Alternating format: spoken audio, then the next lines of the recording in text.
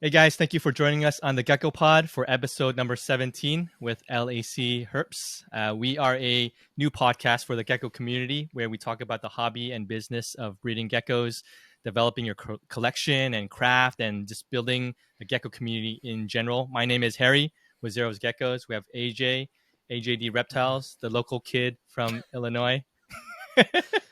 and we have Sarah and Andrew from LAC Herps. Thank you guys for hanging out with us, Sarah and Andrew. How are you guys doing? Good. Thanks for the invite. We've been excited to chat with you guys. So yeah, we've enjoyed listening to the podcast when we're working in the gecko room and everything. So I think we're on episode. Are we caught up? We might be all the way. We're halfway through June's podcast, so we're almost caught up. Oh, nice. You're close. That's cool. That's a good one. That's one of my favorites. So. We have plenty of hours of content for your needs. So. It's cool because you guys are OG of OGs, and so you guys were even before AJ. Is that right? Yep. I think a year or two before AJ, but probably started breeding at about the same time, I would think. Okay, gotcha. So give us a little bit baseline of who you guys are. Just to a snapshot of who you guys are. Where did you guys grow up? Where are you guys located now? When did you get into the reptile world and the Cresteds and Kiwis? And what does that look like? Well, I bought Sarah her first Crested Gecko for her 16th birthday. Okay. So you guys have been together forever. 20 years ago that I bought her her first Crested Gecko. And we still have offspring from that gecko. So yeah, that was how we kind of got into Crested Geckos, but I've always just kind of kept a few random reptiles here and there and just always been out herping and stuff like that. So it wasn't until we got into Crested Geckos and just bought like a few random animals from like a pet land and kind of knew the guy there that was ordering the animals in, so we could kind of get groups of premium flame Crested Geckos and stuff like that. I think those were $45 or $50 a piece, and the normals were like $35 or $40 at the time. So yeah, you could get some groups pretty serious cheap. Upgrade right there. Yeah. High pattern flame. Yeah, no pattern to minimal pattern. But I remember at the time that was right after the T-Rex, which turned into Repashy Crested Gecko diet, came out. It just only came in like these little bottles, 2-ounce jars, and it had a full pinstripe Crested Gecko on it, but it was edited pretty heavily, and so the pinstripes like almost looked like they were glowing on it. Yeah. And I was like, you could tell the pattern was probably real, but I couldn't believe that anything that cool actually existed. But it turns out there was stuff that was pretty much that cool. It just took me a couple years to get a hold of it. So, yeah, what year was that? Did you guys start collecting and eventually breeding? 2002 was when we got the first, our very first Crested Gecko. And then maybe the next following year, we thought, we'll try to breed them. And so we picked up a few more. And then it kind of just snowballed from there. Yeah, what was the website, AJ? Reptibid? Was that the reptile eBay? Gosh. I don't even think I ever used that. I feel like by the time I was buying, it was all king snake and fauna. Yeah, Reptibid was around for a little bit. It was basically like eBay for reptiles, and you could just bid on whatever. So we would just buy like random groups of not very nice Crested Geckos just to like add animals, and then we hit up the Petcos and see what they would have. So you guys were the original. You guys were the original cap hunters, hitting the Petcos, digging through. Apparently. Yeah, we'll send you a few pics. We got some pretty hot Petco scores that would honestly be on point with some pretty nice stuff yet today. So back then, Repashy was wholesaling some pretty sweet stuff to Petcos at the time. Well, was he, speaking of Repashy and kind of the Petco thing, when you were there and seeing some of his stuff, was it grouped by morph? Like, was it all pinstripes together, all Dalmatians together, or was it just total hodgepodge? Was it just like all over the place? Super random.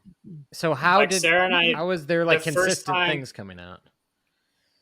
No, it was basically he would just handpicked the nicest stuff to not wholesale, and everything else got wholesaled. And it was like random groups. Like the first time we went out there, I think we spent 2 or 3 days just going through cages and pulling animals, because he was keeping them in groups of like 1 male to 4 or 5 females per cage, and you could just, and they were stacked, I don't know, 4 or 5 cages high and just floor to ceiling in a pretty large space. And took a long time to go through stuff. We found some super sweet stuff. It certainly was not selectively bred at the point that we got out there, though. Okay. So a lot of these were just kind of patternless flames. No, there was a lot of really nice stuff, but it wasn't organized at all. So like you might have like a wicked full pen, you know, what we would call an empty back now, on par with the nicest stuff you've ever seen today back in 2006. But it was just paired in with like some random Harleys and maybe some buckskins and stuff. So unfortunately, it wasn't organized. He actually offered for us to move out there and for me to basically just organize a group of like 30 to 50 cages of like super nice stuff, but we ended up not ended up making that work out. So that's cool. So you guys came in when Allen Repashy was kind of just getting started, or what does that look like way back then? No, so Repashy, well, Allen's worked with a lot of stuff.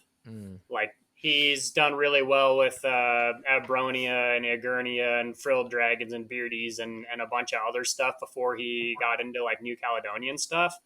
Yeah. But he kept a lot of his collection, I believe, at Sandfire Dragon Ranch for quite a while before moving off on his own and keeping stuff at his property.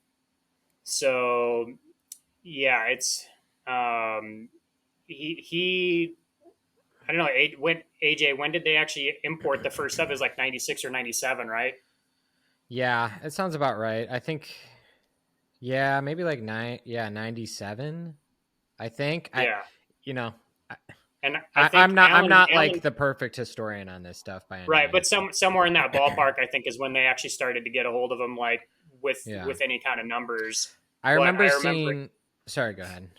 He had a post on Facebook about like the first Crested Gecko ads, and it said something about him being like, I don't know, live bearing and like, I don't know if it said fast moving or slow moving, which they're not really. I'd consider them more slow moving, generally speaking, but it had like 3 or 4 things that were like completely inaccurate on the listings.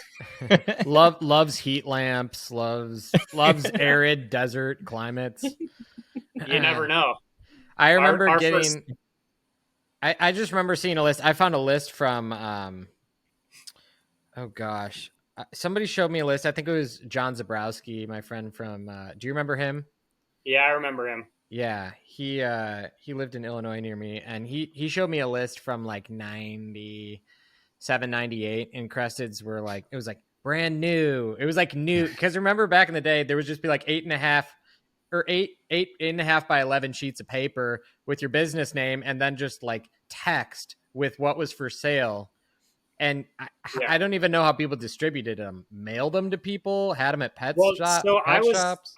I was on some email lists from like a few wholesalers and whatever when we used to buy like a bunch of Europlatus and stuff. Yeah, from Florida. And yeah, it was just like an Excel spreadsheet list of common name, maybe a Latin name, and a price, and the then, sex ratio. Yeah, I don't think it was even that really, unless if it was just like they had a surplus of males or whatever. But you could buy, it would be like suppliers for pet stores currently. Yeah, you know, but it was all just in an email with 0 photos of anything. Yeah, so you'd have to like try to Google images of it or look it up in a book or something to figure out what it was. I remember seeing the piece of paper he showed me. He's like, this is the first time I saw what a Crested Gecko was. And at that point, they were $3,000 a pair. Yeah, I think when Allen bought the first few that were ever offered up, I can't remember. It was like $8 or $10 a pair. Wow. Jeez. And so were they buying them from the importers, or did they go to Europe first and then come here second? I don't know if he got a few before they imported more or how that exactly played out, but hopefully you can get him or Philippe or Frank or somebody on here to chat about that's a goal for us. So we're hoping to do that. So did you, Sarah and Andrew, did you guys, so you got most of your stuff initially, did you get from Allen? Your initial collection? No. Okay. We got Someone the else. first, I don't know, probably 10 to 20 animals from like pet stores and stuff. And then like people. Yeah, the Reptibid website, you could bid on 4 or 5 or 6 hatchlings or whatever. I remember driving to like DeKalb, Illinois, a few hours away to get, I don't know, it was like 5 or 6, basically what we would consider buckskins now. And then I got like a solid orange subadult female for like $75. And that was a pretty sweet deal then. And I think of those animals, like 90% of them turn out to be male. Probably all of them except for the known female. We really have that kind of luck, though. Yeah, it's annoying. But no, we've got some animals from Allen, but not a lot. And if there were, I don't know, maybe a handful that we got directly from Allen. There were a few animals though that we got. Randy May. Yeah, from Randy May or other people that had stuff and more than likely got it from Allen and then were reselling it, or they were going to breed it and then decided to sell it. So, yeah. So you guys got a good, I mean, initially when you guys were looking to breed, you guys basically collected as much as you could. Yeah. Like AJ said in the past, like there wasn't a lot to choose from. There were not like a lot of breeders that you could just go to their websites and look at an inventory and buy stuff. And at that time, I mean, we bought a few things from like local reptile shows and stuff like that, but like I didn't know about the Tinley Park show until we've been keeping stuff for a couple of years and whatever else. And then once you get to like a first big show, then obviously you realize you can get a bunch of stuff. But we got a few animals from Anthony Caponetto, and back in the day, he had a huge selection. At the time, it was a big selection, but his website was super nice. Yeah. Like it was the top tier, like just design and graphics and photography and everything was like, was super on point. And it still would probably be the best website if it existed today. Right. Wait, it was from a design. It was really nice. And the representation photos of the animals were solid. And we bought some animals from him at that point. Even Anthony, who was considered to be higher priced in comparison to pretty much anybody, you could still buy some really super nice animals for like $75 to $200. And like you weren't getting into like top tier pricing until you hit like $400 to $600, and there was almost nothing over that price point. Man, that's crazy. I remember 400 being the top for a while. 400 was like a long time. When we got our first like nice one from Randy May, Toulouse was like $275. Yeah. And I was like, that seems like a lot of money for a gecko. Oh no. The times have changed. Yeah, the times have changed. Yeah. Oh my gosh. I think I just spent $400 on a gecko last week, and it was some random gecko. And it's just a random gecko. Oh no. We impulse buy $500 geckos now. Yeah. Oh my goodness. Yeah, when we met Allen, it was at Tinley Park, I think October of 2005, and we had got this male Crested Gecko. It was a full pinstripe, which is pretty hard to come by at the time, and like Sarah says, like $275 or $285 or something. And so I went to pick that up from Randy, and I was carrying it around, and Allen was there, but he didn't have any banner or name tag or anything on. So we're wandering around, and we just see this table with like a bunch of super nice Crested Geckos. I'm like, who is this guy?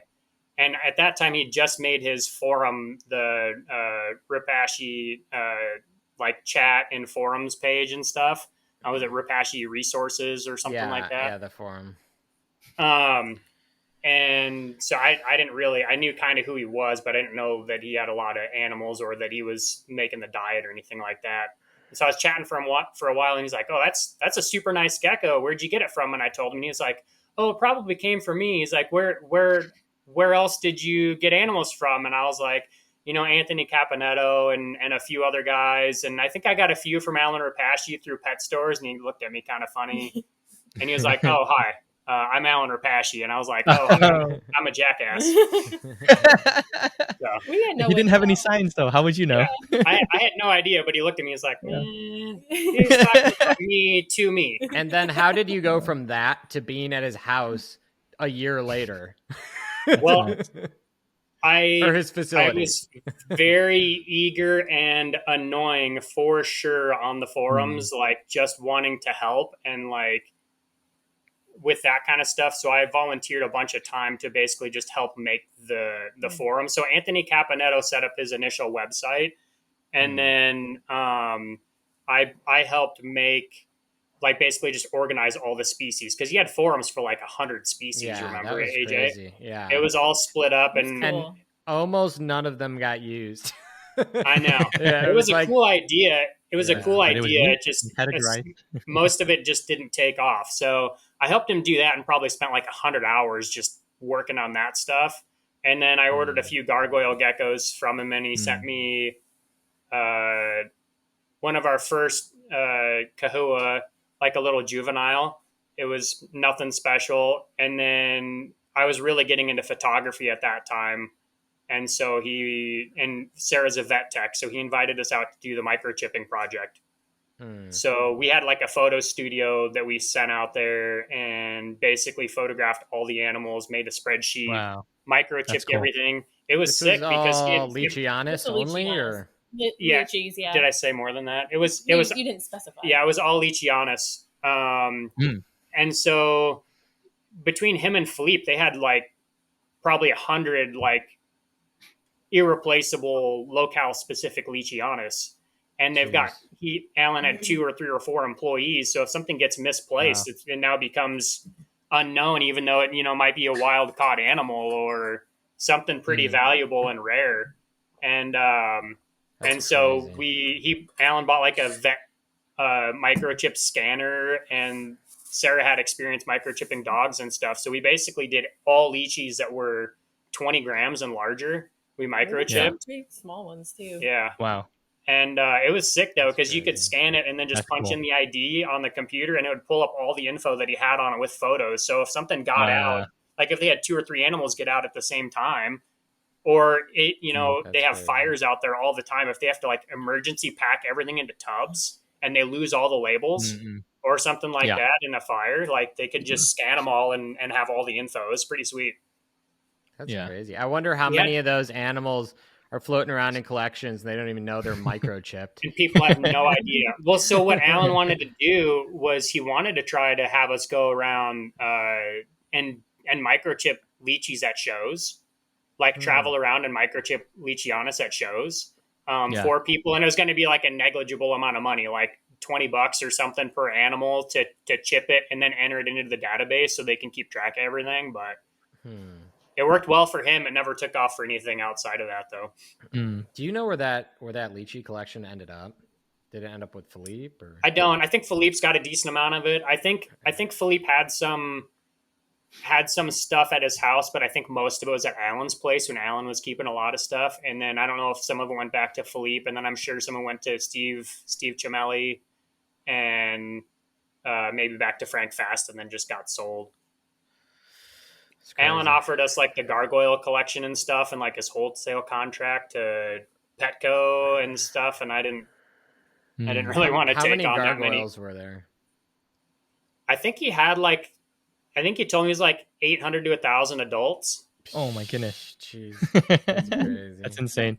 And it was a fair offer from him. I just didn't think that I would enjoy the wholesale side of things at all after having been out there and seeing just what is needed to make something at that scale work out. Yeah, that's a lot.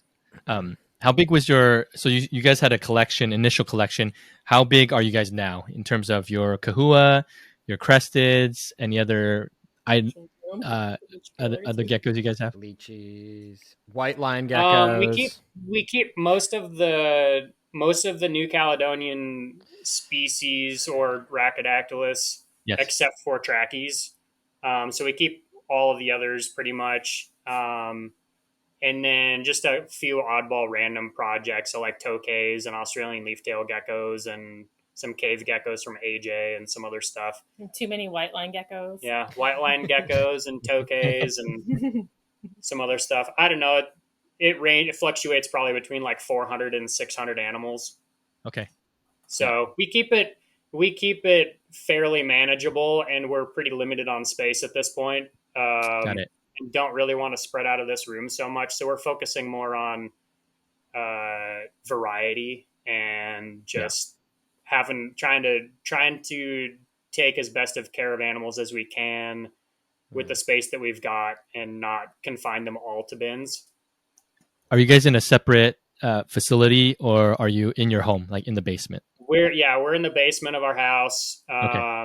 We started in a mobile home, from like one small bedroom to the bedroom in the hallway, and then our other bedroom, and then we moved and bought a house, and we modified half the basement at that house, and then we kept everything at our old house while we modified this one. So that worked out pretty well for moving, because we actually lived here for like 2 months and kept all the animals at our old house while we like spent a couple of years renovating this place. So it's about half of a basement, but it's not that large. It's like maybe, including the basement bathroom that we put in down here, that's part of the room, is maybe a total of 500 square feet. Okay. But AJ, how big is your basement? It's bigger than that total. I'm always blown away by that, Andrew, because I see pictures of your basement. I'm like, that's huge. But in order to get it all in there, you have to like zoom way out. Yeah, you got to use like a 10 millimeter like fisheye or something. Yeah, or you take the iPhone and zoom it all the way out to like half magnification or half life size, and it's like a fisheye. Yeah, and that's the only way to really get it. But it's not really cramped in here. It's just very efficient space usage of like floor to ceiling. Yeah, and everything is pretty well streamlined. So nice. Yeah. I have a random question. I know we talk about Lellarap a few times, and you guys are the owners of this said animal. Can we see it? Yeah, we can pull him out. He's hanging out right here for you guys. I don't even know how to spell Lellarap. Well, it's just the word parallel backwards. Oh, okay. There you go. Yeah. Okay. We get pretty creative with our names over here. Wasn't there other backwards ones too? Wally Nip is yellow pin. Yeah, Wally Nip. Yeah. Oh. Okay. Yeah, this is this magical Lellarap that people have. Guys, 85% of your geckos are related to this one. Yeah. Anything that's pinstripe. Can actually get him. He's one of those geckos that always goes into like a super awkward position. He is not photogenic. Like cranks his head at just like, I think you can see the full that's thing. Pretty I think good, that's yeah. like cropped in. Oh, there you go. Yeah, we can see it. That's cool. So yeah, we hatched him out, I think in like 2006, early 2007. Wow. That's a crazy animal for how early that is. Yeah. Well, we both animals were pinstripes from Repashy, so we take no credit aside from putting them together to do a little 2007. Yeah. So early 2007, I think. So you wouldn't say that's your line, Andrew. That's not your line right there. I mean, we've been working with it for quite some time, but people can call it what they want, I guess. Yeah. But he's pretty sweet, man. Yeah. Is he still able to reproduce? Well, after the whole Lellarap debacle and nobody wanting to buy his offspring, we haven't bred him for 5 or 6 years. Yeah. He's coming back this year, though. Yeah, we've got a brand new pairing for him this year. So nice. So what's his female? What's his first lady in 5 years going to be? So it's actually going to. We're keeping it super OG. It's going to be Twerp. Oh wow, that's a killer combo. Yeah. Twerp is older than Lellarap, I think. Oh no! Count me in. Wow. Give me one. I want one. Well, it goes back to we showed you that photo, that epic empty back that I was trying to buy off of Repashy back in like 2007. Yeah, and I see traits of that in Twerp, and I went back and found more photos of Lellarap's dad, and he would probably be considered like a head empty back at this point also. And so it's quite possible that Lellarap and Twerp come from those lines of super nice empty backs that almost put modern stuff to shame for having not been refined more than where they're at, I feel like. That's exciting. We spent the other day, like all day. Probably a day and a half to 2 days just going through Crested Gecko pairings. We don't even have that many, but just trying to change stuff up and see what we can do. Yeah. How many pairings are you doing for this season?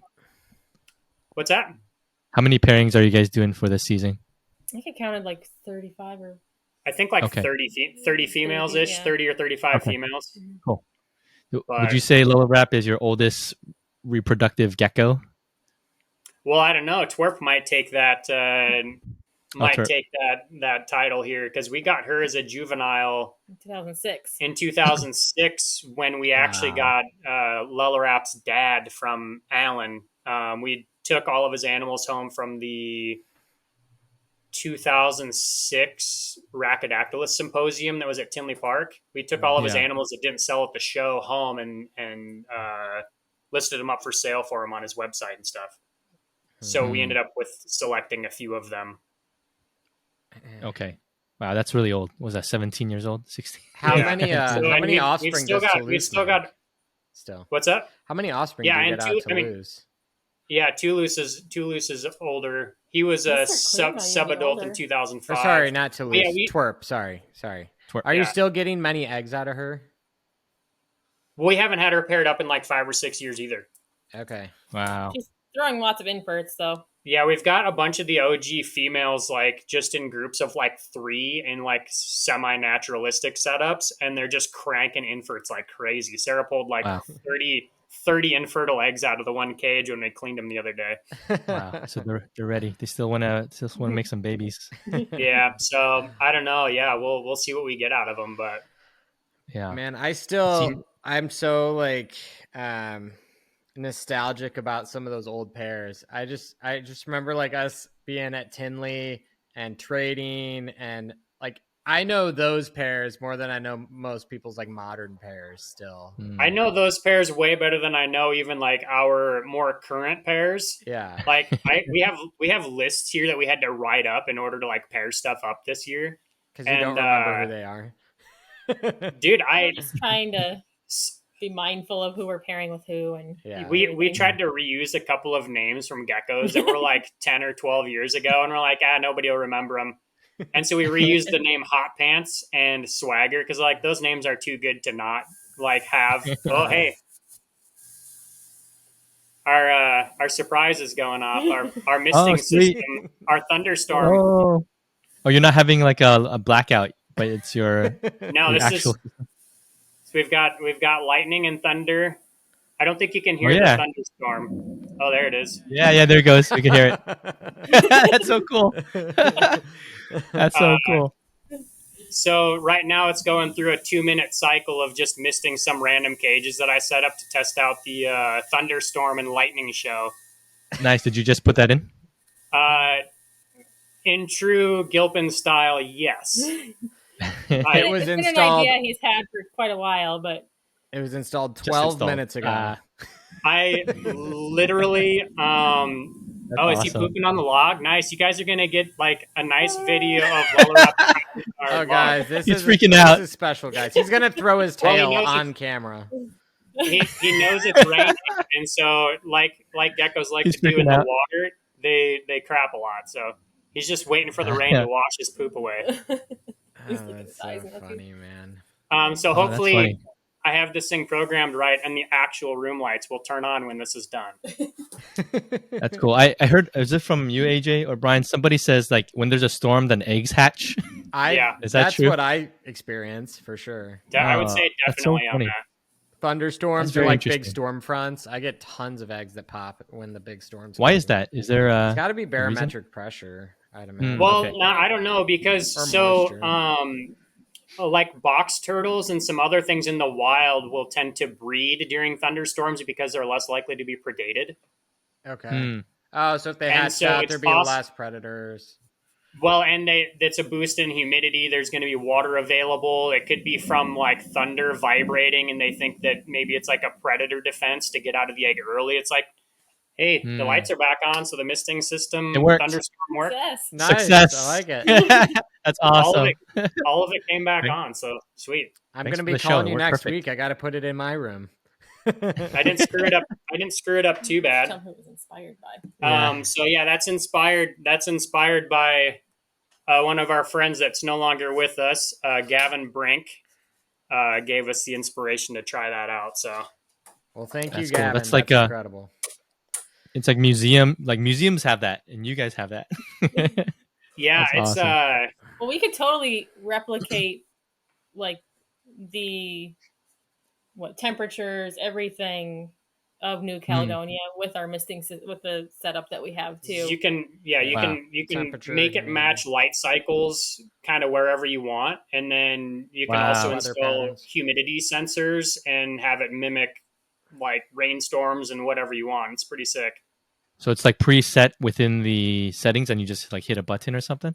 Well, you could, like, on the lighting, for an example, I have RF outlets, like radio frequency with remote outlets, and you can hijack those outlets and then program them into the misting system.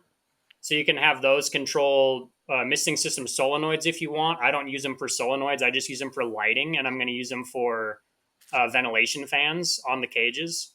But you could have the lighting mimic light cycles like sunrise and sunset at whatever time zone that you want, and it will just track it and change it daily. And then you can also have it track weather, I believe. And then you can program like humidity sensors and stuff in. So if it's sprayed and it's too damp, you could have it not spray certain zones of cages if the humidity is too high. Or have it run humidifiers and whatever. We set up our humidifier so that runs off the RO system that's set up with the misting system too. So it just autofills the humidifier. Everything's automated. What do you keep your ambient humidity most of the stuff. What's up? What do you keep the ambient humidity at with the humidifier? Right now it says 58%. Okay. I shoot 60. Between 50 and 60, but I try to dry it out somewhat regularly. The rest of the house in the winter in the Midwest is like so dry, 15 to 20%. Like, it's really bad. Dry. So I'll just leave the door wide open and have a fan cranking here. Just and 10 or 15 minutes of that, I'll drop it to 40% in here. Wow. How often would you say you should dry it out? I just think that some fluctuation is good. I don't know that there's like a set time frame. You just don't want it to be like max humidity all the time. You don't want it to be super dry. So fluctuation is key. We also have an ERV, energy recovery ventilation system that we can set incoming and outgoing air that's filtered at different rates in this room also. So we have like a fresh air vent right at the front door when you walk in, and then like opposite corner there's like an exhaust vent, and so it creates good airflow and stuff in here too. Yeah. I ask because I have my stuff set up to be around 50 to 60% humidity, and I just have this like Govee auto humidifier. Yeah, and it just turns on and off by itself. It's top loading, and so it's everything in here is just like nice and humid. But I was wondering if I should like air it out. The top load humidifiers are fairly new and super nice. They're amazing. Yeah, and you can modify them pretty easily to run an RO line off of them to just autofill with a float valve, which is what we've set up in here also, and that's pretty sick. We saw that picture that you put up today. Yeah, just cool. don't try that on the vacuum containers because it just leaks everywhere. Not recommended. I tried it. Doesn't work. Oh, that's cool. That's funny, man. I have one question for you guys. You know, AJ and I, we were chatting beforehand, and he's like, you guys did a study one time about sex determination. Like, you know, kind of like how, is it leeches? Leeches do that too? Yeah, leeches and gargoyle geckos, leopard geckos. Okay. Alligators. What did you find from that? What was your results and interesting finds from that? Nothing conclusive as far as sex goes. We did temperatures ranging from we did like a set group that fluctuated between like 72 to 76, and we kind of watched what those did and recorded temperatures like 3 or 4 times a day. This was before you could get like easy tracking on what temperatures are doing. So I'd record temperatures a few times a day and get an idea on how hatchlings looked from particular pairings at 72 to 76. And then what we did was we'd split clutches. We'd take each egg after we had an idea what most animals look like from those groupings. And we'd take one egg and put it at 68 and one egg and we'd put it at like 82. Yeah. And we'd split like 100 eggs like that. And then we'd start creeping the temperatures back towards like that middle zone. So we have groups at 68, 70, 72, and then like 78, 80, and 82 on the high side. But we never had like a swing of more than 10%, like plus or minus off of 50-50. Okay. So, but and it doesn't. We didn't get much for actual like sex determination on that, and I personally don't think that there is, at least as far as incubating eggs once they've been laid. There could potentially be some influence before they're laid, or who knows, dietary or barometric pressure or some weather related thing that might affect sex. But as far as like temperature goes, I don't think that there is with Crested Geckos or Chahoua, because we did the same thing with them. And then does anything change besides the sex in terms of like structure, size? Yeah, that's not what we were looking for, but we noticed because we started taking photos of every hatchling at like 1 to 4 weeks. And I was like, man, the head structure on these warm ones is pretty bad. And these are coming from pretty nice parents. And so the head structure was the first thing that I noticed. The warmer they got, the worse the head structure was. And not necessarily the colder they got, the better it was. But there's not much improvement below like 74 for temperature as far as like head structure getting better. And the colder you go, if essentially the animals start to become almost a little lethargic and they just don't really thrive that well. But once you break like 78 to 80 as a sustained temperature, for sure, hatchling size and head structure goes downhill. And then you can affect color by a fair amount too, like color intensity. We noticed that the most with our reds. Like the cooler temperature were more of a dirty, like muddy red, but the warmer ones were a bright, really nice bright red. And the animals never grew into better head structure. Like it's not like when you look at them as hatchlings, and we have sample photos of hatchlings through to adult. It never comes out of it. It's pretty poor from hatchling all the way to adult. And we still have one of our breeders actually from that temp group still. And she's still producing now. That was 2011, I think, that we started doing that. But we ultimately ended up with too many geckos from the warm groups with poor head structure that nobody wanted to buy them. Yeah. And I don't know. There were a few things that we noticed that we thought were pretty interesting. And we had a lot of people that disagreed with what we found. I just entertained those people to try it themselves, because how hard is it to split up clutches and put them at different temperatures? Yeah. It's not. But not many people try it. So makes sense. We're not in a lab. That's just observations based on what we were doing here. And do you have a document with pictures and results? And so I have a lot of the stuff. I still have the photos, and I have some information on spreadsheets as far as like, because we recorded incubation duration, which changes a ton. You can hatch Crested Geckos in like 40 days. Wow. Or you can hatch Crested Geckos in like 140 days. Right. That's crazy. So the incubation allows for better structure. Is that better structure generally, and better size until you get too cold. Once you drop below once you drop below temperatures of like 72, they're not very vigorous offspring, in my opinion. Yeah. I agree. And I talked to a friend who did a very similar study for his PhD with spiders, I think with like wolf spiders or something. And he was doing this for study in school.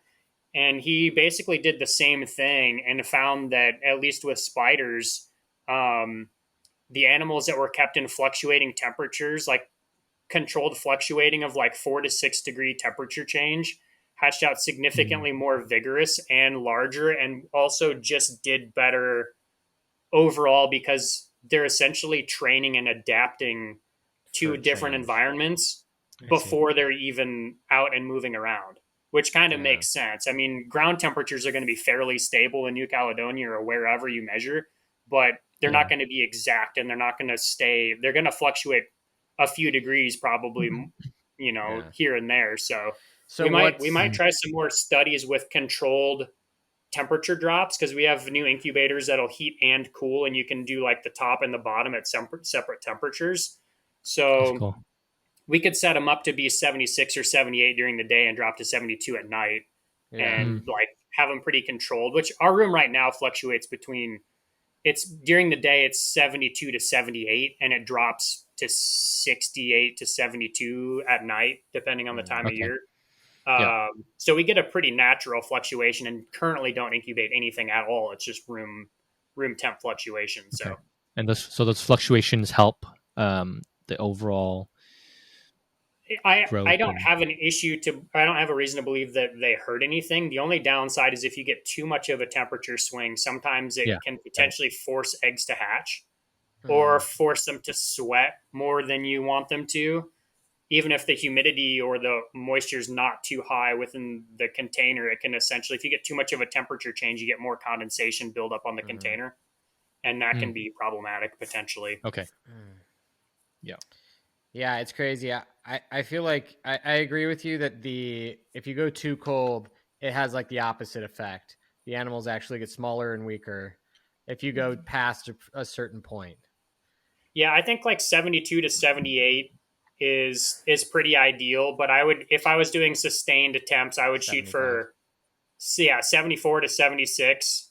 I think over 76 you can potentially start to see a little decrease in head structure. Obviously there's a huge genetic side of things and lineage that goes into head structure, but you can definitely influence it with incubation temperature. So I'm not saying you can take two horrible head structured animals and incubate them cold and get great head structure animals. But if you take a baseline of animals that are nicely structured adults that consistently produce nicely structured offspring, and then you split those eggs on different extremes, I will guarantee you'll see a pretty significant difference between the two. Interesting. Yeah, man, there's so much that I feel like people just don't even measure, and we could figure out if we just put like an ounce of effort into it. I know you and I talk about that sometimes. It's like, how much more can we learn about these things if we actually took good notes? Yeah. I took notes while doing that stuff, but generally speaking, don't take notes. I mean, we record lay dates and hatch dates, so we have a gauge on incubation duration on pretty much everything, but I don't calculate it out. It's just on their sheet. Yeah, good. But we were calculating all of that, and that's like almost perfectly linear. Incubation time to temp is like a straight line. Yeah. You can calculate it to within a day or two. For most animals, I feel like. And then what's interesting is you can take, I can't remember what the exact amount was, but you can take a crested gecko at a certain temperature and you can multiply it by like 1.4 and you'll get Chahoua at the same temperature. Yeah, because everything's almost a little longer. Yeah, it's almost perfectly linear between the two, but you just take that number on Cresteds, and it's about 1.4 incubation time, and it's like perfect. Interesting. Yeah. Well, I have a question for Sarah. I want to ask you just real quick before we pivot into some different like facility talk and photography. I want to ask you guys about what you maybe historically have fed your geckos and how that's changed, what you're doing now, and maybe the stuff you like, don't like, feeding cups versus loose feeding, diet you buy commercially versus you make, kind of mix your own concoction, all that stuff. If you could kind of walk me through. Well, we started off mainly just using just the Repashy Classic, right? Yeah. Classic. For a long time, but then we kind of discovered that mixing the Pangea and the Repashy together, 50-50, we would get a better feeding response. and it just mixed up into a better consistency too. And then as far as live food, we've been a lot better lately, actually keeping up with live food more frequently. Bugs. We weren't doing the best job with that before. But now that we're both doing this full time, we're trying to pop everything, some crickets or dubia once a week. And we've switched to, for like our little geckos, we've been doing some feeding cups, either little like square deli cups, or Andrew's come up with this idea of putting the 3/4 ounce cups that we put our diet in, and he's cut down PVC to use as little holders, and we put baby dubia in those. Do you have one of those, Andrew? Do you have one that's like relatively accessible? Yeah, I can snag one quick. That's been working really well because we've started to pair up some of our clutches because we're running out of space. So just we have some more cages on the way. We did some reorganizing of the room and figured out a way to get like 80 more cages in here. So where are your cages from, by the way? Just they're from Doug Barr, right, Andrew? Yeah. Herp cages? Yeah, but it's PM Herps or now. PM Herps. So, PM Herps. Okay. All right, so here's one for you. And it had the gecko still in it. It just launched out. But it's just a 1.5 inch PVC pipe. And let me see. There it's just 1.5 inch PVC pipe. Oh, that's genius. Yeah. It fits a 3/4 ounce cup perfectly. And so we just use those for cup feeding. You can use them for water or whatever. And I basically just mark the PVC every inch and just cut it with the miter saw right at the 1 inch mark. Yeah. I'm going to try drilling before I cut, so it just gets like a little arch out, and I'll probably try different drill bit sizes just to make it a little easier to pluck the cup out. Yeah, because otherwise it's like you almost have to get a finger down inside to pull it out. You can't hit it really from here, but it keeps the geckos from knocking it out of there too. Yeah, it's like a perfect size to throw in like 8 to 10 like little small dubia. Yeah. And we've noticed some pretty crazy differences in growth rates with the one who's obviously eating all the live food and the clutchmate who is not. He's getting bullied or something. Yes. But yeah, we have some that are like twice the size of their clutchmates, so we're having to swap those around. But that's working really well so far, and we're looking at different ideas or sizes of cups and stuff to do that with the larger animals too. The medium and bigger dubia just crawl right out of those, so that doesn't work very well for them. Is your goal to get away from crickets or no? Not necessarily. I think we get in a way a better feeding response with the crickets, and I think a variety is good too. Okay. But when they hunt, I kind of like cup feeding stuff right now just because the geckos don't wreck the cages as bad. Oh yeah. You know, a gecko takes a mouthful of paper towels or just like completely rearranges the entire cage. But these things have been cup feeding like really, really well. And even adults?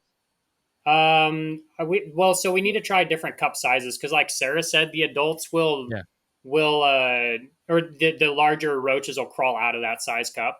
We have some larger or like some small square deli cups that we've been using for the larger animals. And those work pretty well, but they're also clear too. So the geckos try to like they probably tip those cups. The side. Yeah, they can tip them pretty easy. So we need to figure out something that's a little sturdier, and we're playing with some 3D printing stuff too. So we might 3D print some stuff just to see how that goes, and then if we need a ton of them, either have somebody make them or buy a few more 3D printers. Could you just use like 4-inch deli cups and then just put them in 4-inch PVC pipe? Well, I don't know what the actual dimensions are on the cups. I think it's pretty lucky that the 3/4 ounce one actually fits the 1.5 inch that well. But I haven't tried the other ones. I mean, you can get like some weird size portion cups that are like 3.5 ounces. You know, that are like this big. Yeah. I got some like, I don't know, what did we get in there the other day? Like some sweet and sour sauce or something from some Chinese food. I think those could be good. Yeah, something that size could possibly work for adults. Yeah. Yeah. I think that finding the right cup the hard thing is so many of the things that you use to like contain the cup is so expensive, right? So if you're going to like outfit your whole building. PVC pipe, I can get about 120 containers for $12. Yeah, that's what I'm saying. If you can use PVC or find something equivalent, that'd be amazing. Yeah. Awesome. I've debated on trying to buzz the sides down just a tiny bit on like a belt sander and just like fuse them on the edges. So just open them up a tiny bit. So you could probably just use a little PVC glue right on that little flat spot. And, yes, you've got two. Water. Yeah. I like it. So kind of pivoting off of talking about food and what you're doing with that. Talk to me just kind of brief overview of, I know you have a lot of PVC caging, also shoeboxes, the misting system. Kind of just give us like if you're going to say, describe your facility to somebody, how would you do it? What would you kind of say you have going on there? I would say it's all purpose built to be efficient for the purpose needed, as far as we have like some nicer cages, and we have 4 different sizes of bins that we use for various sized animals, but it's all efficient space wise. All of the cages that you see behind us are wall mounted like cabinets. So you can run lighting and everything just straight through. If an animal gets out, like it cannot get out of the room. It can't go anywhere. We'll just find it hanging out on some plants or whatever. Like it can't get out of here. Like, that's amazing. So that just helps with efficiency and space and time efficiency as well. Yeah. So, we all have done various types of caging, and I've built cages and modified aquariums to have sliding glass fronts and just done tons of different things as far as that goes. But it comes down to feeding time, and the more you can save or be efficient there, the more time you can invest in, I'm not good about it, but social media, photography, all of that stuff. We're hopefully going to be getting better about it. Neither of us here are good at it.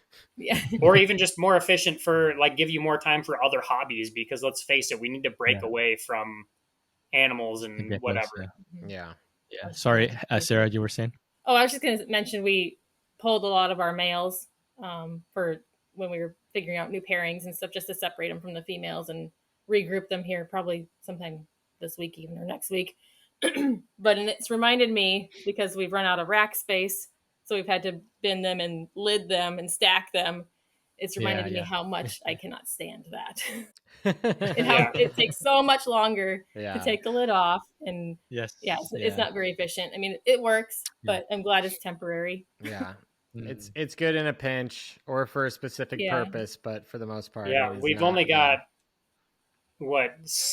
18 bins with lids on them right now that will all be in racks. We just blocked off our last window in the room. I'm so sorry. But we figured out how to juggle bins around and free up and cages, free up another 100 bin slots. I think 80, well, more than that. 80 more small shoe boxes, and then another 30 men's shoe boxes. I love that men's shoebox size. It's my new favorite thing. It's a good size for sure. It's amazing. So you had mentioned photography, right? I want to go back. Talk about the misting system, because I'm very passionate about the misting system. We have the same misting system.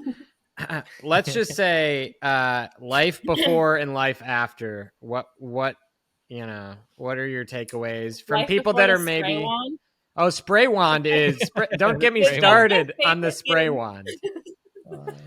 I go to bed at night and I hold the spray wand like this. I'm just like, I love you. Andrew and I each have our own. So I have 4 in my house. Yeah, in different places.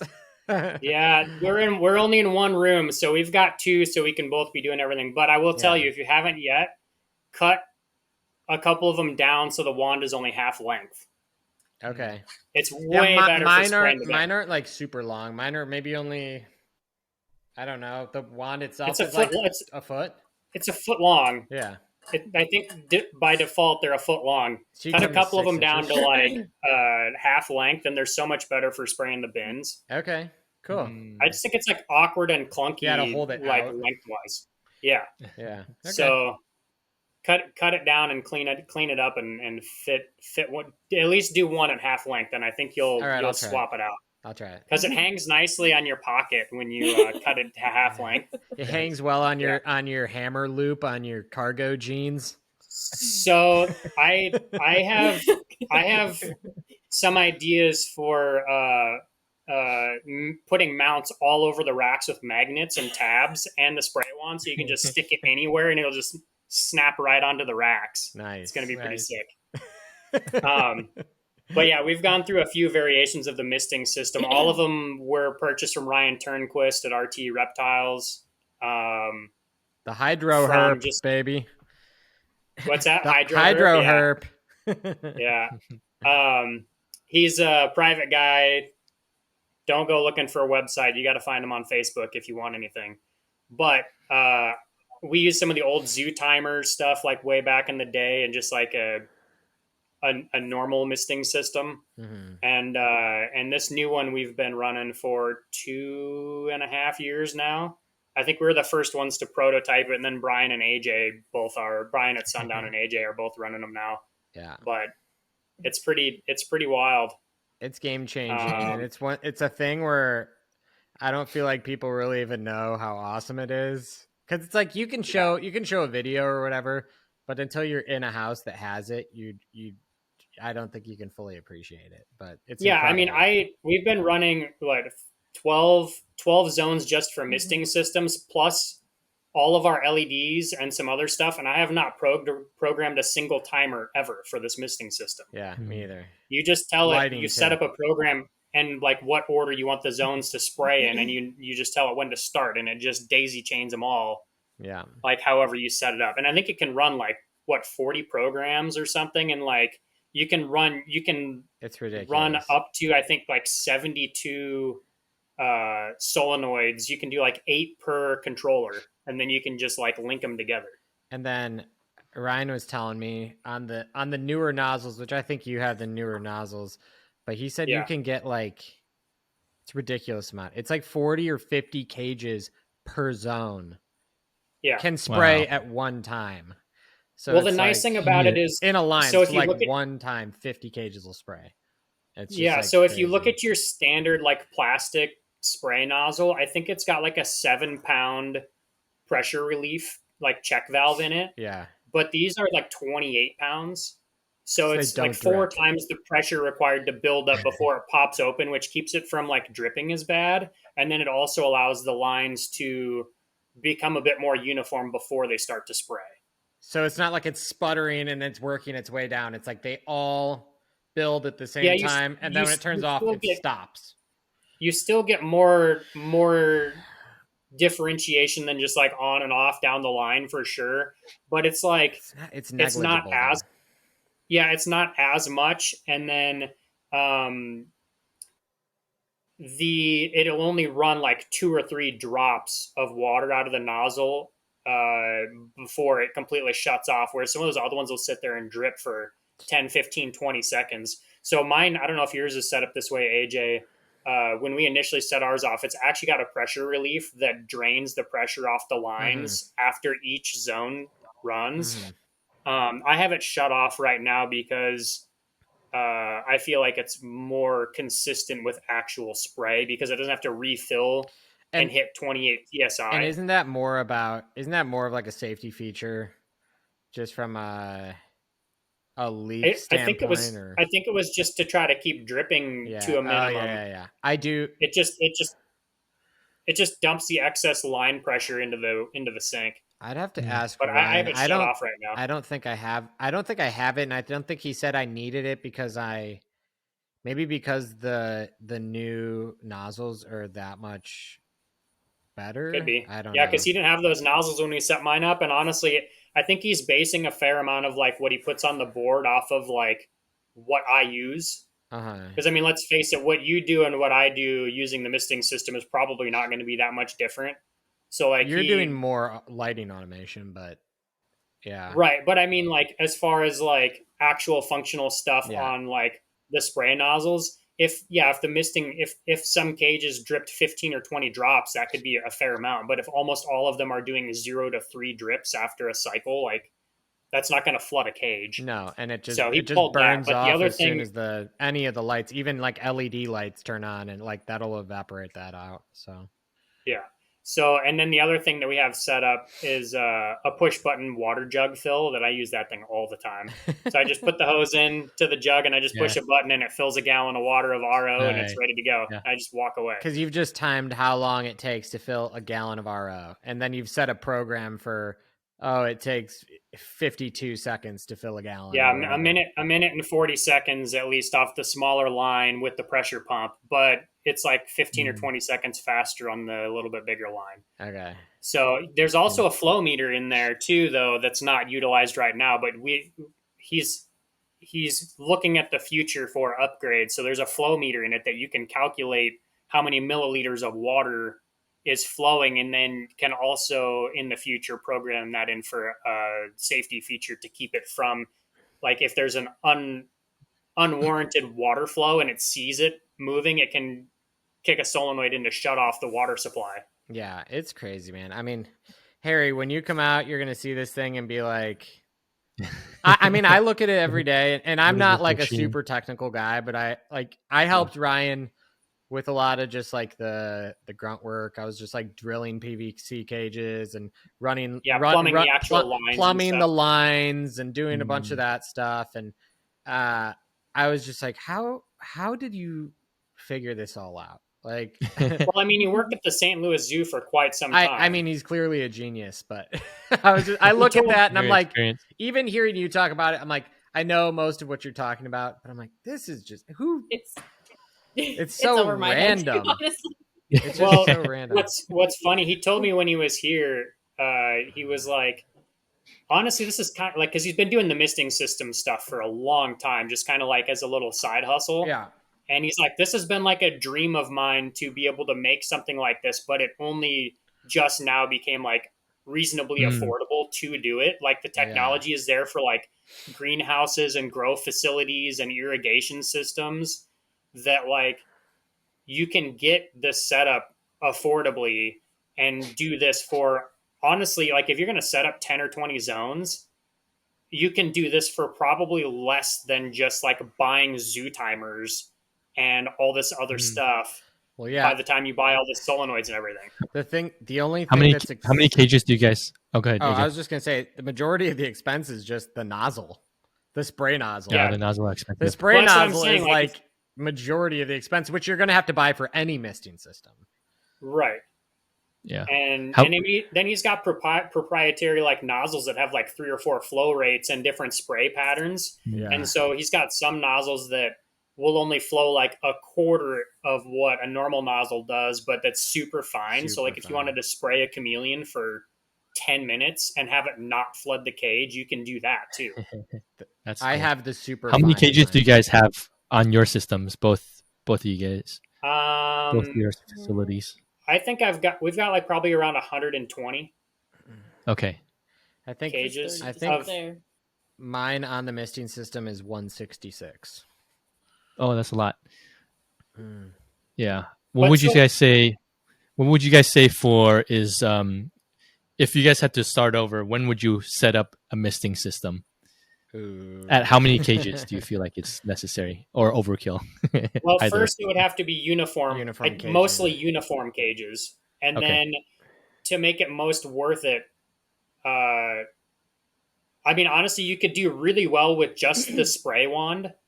An RO system and the spray wand set up on a pressure switch, and you can do that for a few $100, and then you have unlimited RO at whatever spray pressure you want, and you can just literally walk to every cage and just blast it for 15 seconds. So I would do that probably fairly early, because a lot of those parts you can reuse. The pump is the same. Like, there's a bunch of people that have like 8 to 12 Mist Kings systems, and they're running 8 to 12 pumps on every one. I have one pump. Wow, that's crazy. One pump for 12 zones. And the only reason I have that many zones is because every row of cages I have set up on a different zone because they dry out differently. Yep. And then I have a different zone for like an island of cages, even though it's the same size as the ones that are behind me. And then I have different zones for different species if I don't want them to spray as much. And then we have 4 different cage sizes. So each one of those cage sizes gets a different zone too. Yeah, that's nuts. But just one pump. Yeah. Wow. But yeah, one pump, just because you're not overlapping more than like 20 or 30 cages at a time. Yeah, you can do more, but you can do more. I don't think I have more than like 20 cages going on at a time. So for example, Harry, like on like one of my zones, for example, would be like my 12, 18, 18s, which is like my adult Crested Gecko setup. Yeah. The top row is 16 cages. And so it's like top row of the 12, 18, 18s is a zone. And so top row gets 35 seconds of mist, but the next row down, 16 cages, it dries out slower. So I give it 30 seconds of mist. And then the next one down dries out a little slower. So it gets 25 seconds of mist. And you just kind of like, and the bottom 2 get 20, or whatever. You just kind of like, you got to figure out and kind of dial it in, because with even when you run fans in the room and everything, that obviously it's warmer higher up, unless you're just running tons of fans and pushing air down. You're always going to have inconsistencies within the room because heat rises. And that's where having the understanding that the misting system is not going to be the end all be all and do everything for you. Yeah. It will do 70 to 80% of what you want, but you are still going to be manually spraying cages and adjusting for like inconsistencies between nozzles and or just flow rates between cages, because you get some weird fluid dynamics through those lines and whatever else. And so you're still going to do that. I still manually spray almost every cage twice a week. Yeah. Including I'll do that like once a week. What's that? No. But yeah, the spray wand is super sick. And if you were going to do a minimum RO system, and pressure switch, spray wand, you're going to have less than $400 tied up in that with the pump. Nice. Okay. It's so incredible. The wand is just next level. I got to make some like videos of the wand and stuff. The wand. The magic wand. The magic wand is incredible. So yeah, misting system is crazy. You guys, it sounds like your room's pretty dialed in on, at least, you've got a autofill humidifier that's running. You have fans in the room or no? I know you have the exhaust fans that are air exchanging. So we've got the ERV system that right now will do, even in the winter, I have it set up to do like a full room evacuation, like at least a couple times a day. Okay. But it does it in like 10-minute increments per hour at like the lowest possible flow rate. And once it warms up outside, I just crank that thing, and it just dumping the air out all the time. Yep. And I just do that just to keep, you don't want stagnant air. You want some airflow. You still, especially when it warms up here, the humidity outside is pretty great most of the time anyways. So yeah, that's awesome. And the ERV captures, I think, like up to 70% of the heat or air conditioning before it gets dumped outside. So it recovers a decent amount of that energy, whether hot or cold, before it brings in hot or cold air. It tries to balance it out. Yeah. Yeah, man. I'm working on next year doing my garage as my gecko space. So I'll probably, I think it's about 680 square feet. Mm-hmm. And it's just a rectangle.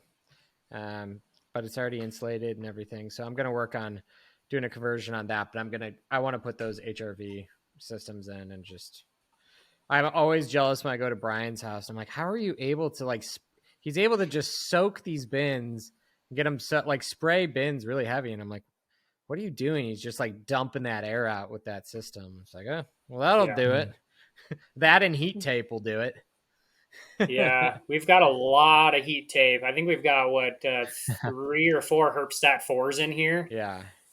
Wow. And they're running heat tape on bins, and all the cages behind us too are set up on Herpstats by rows. And that helps with a bit with the fluctuation in humidity from the bottom to the top cages, because the bottom cages are obviously colder. Yeah. So they heat lights run a little bit more there, which helps offset that bottom staying more humid. Yeah. Kind of helps balance it out a little bit. Yeah. That's awesome. I'm speaking to the misting system. I'm happy that the lights are actually on in here because when I was testing the programming before, I had a couple of times where they just like randomly shut off after like 2 to 5 minutes because I programmed it wrong. Yeah, but it's okay. I've got a little remote here, so you've got your little just, RF remote. See, we can just push the remote. Oh, nice. Run the lights in here too. Do you have light bars or pucks per cage? On the cages, we have halogen pucks for heat and LED pucks for light. Okay. And so the halogen pucks dim on the herpstat. Gotcha. Okay. And so those dim on and off. Sometimes they'll be like, I'm looking at one right now, and all 4 of them are at 0% because I have them taper off at night and like fade down to like basically, if I were to leave a window open in the winter, they would kick on at like 60 degrees or something like that. So they've tapered down to nothing right now. But it's kind of cool because they like dim in and out with energy, or with temperature control. So it's almost kind of like cloud cover rolling in and out. It's kind of cool. Do you guys have like a backup generator in case things like shut down? Oh, you do? Okay. That's been an interesting project too. Yeah. But it's, to do it right, it's expensive. 7 to 12 grand tied up in like a whole house generator. We've got a pretty large house that is not energy efficient whatsoever.